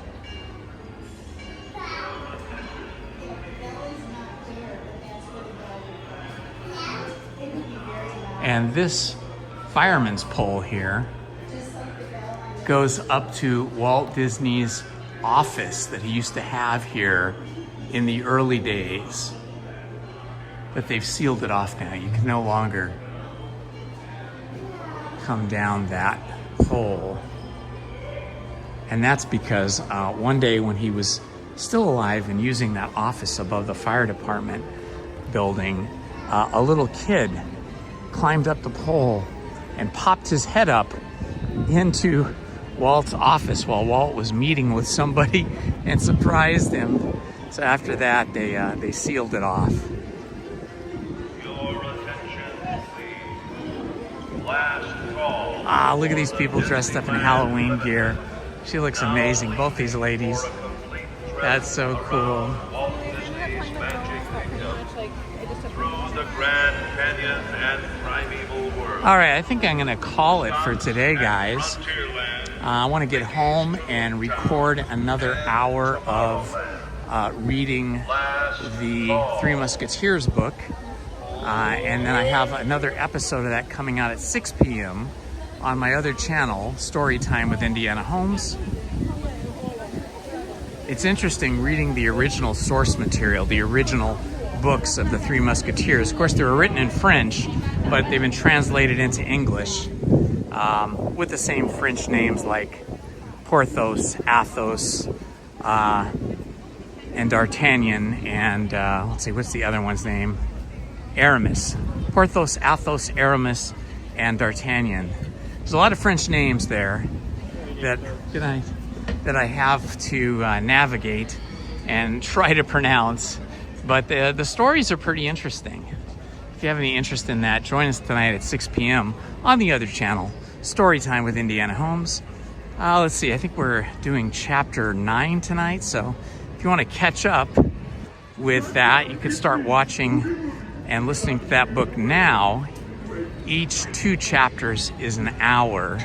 So let's see, we did 1, 2, 3, 4, 5, 6, 7. We've done about 4 hours already. So you've got about 4 hours that you're behind in the book. And then tonight we will have the 5th hour of that book. Anyway, hey, I want to thank everybody for joining me today on our little excursion through the park. It was fun, and if you missed anything, feel free to rewind the live stream. Started off this morning talking about Bob Gurr, one of the last living Disney employees who helped design and build this park. So I was providing some background history on Bob Gurr, who is now 92 or 93, and his education, employment, and his designs of the Autopia cars. And then after that, we rode Autopia, and then we rode, let's see, what did we ride after that? I think Mr. Toad's Wild Ride, and then Indiana Jones and the Temple of the Forbidden Eye, and then the Jungle Cruise, and then Pirates of the Caribbean, and then after that we had lunch, and then I rode Alice in Wonderland. There's probably a couple other rides in there I forgot, but anyway, feel free to rewind.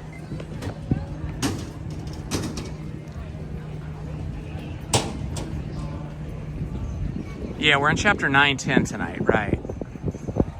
Very good. Let's see.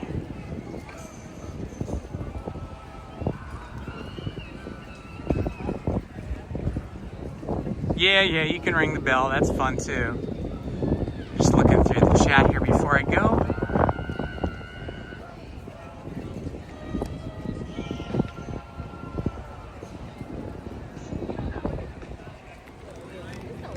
All right, my friends, I am going to head home so I can record another hour of The Three Musketeers and put that on the other channel. Thank you all for joining me today. It was lovely having you as company. Love to you all. This has been Indiana Holmes. Bye-bye.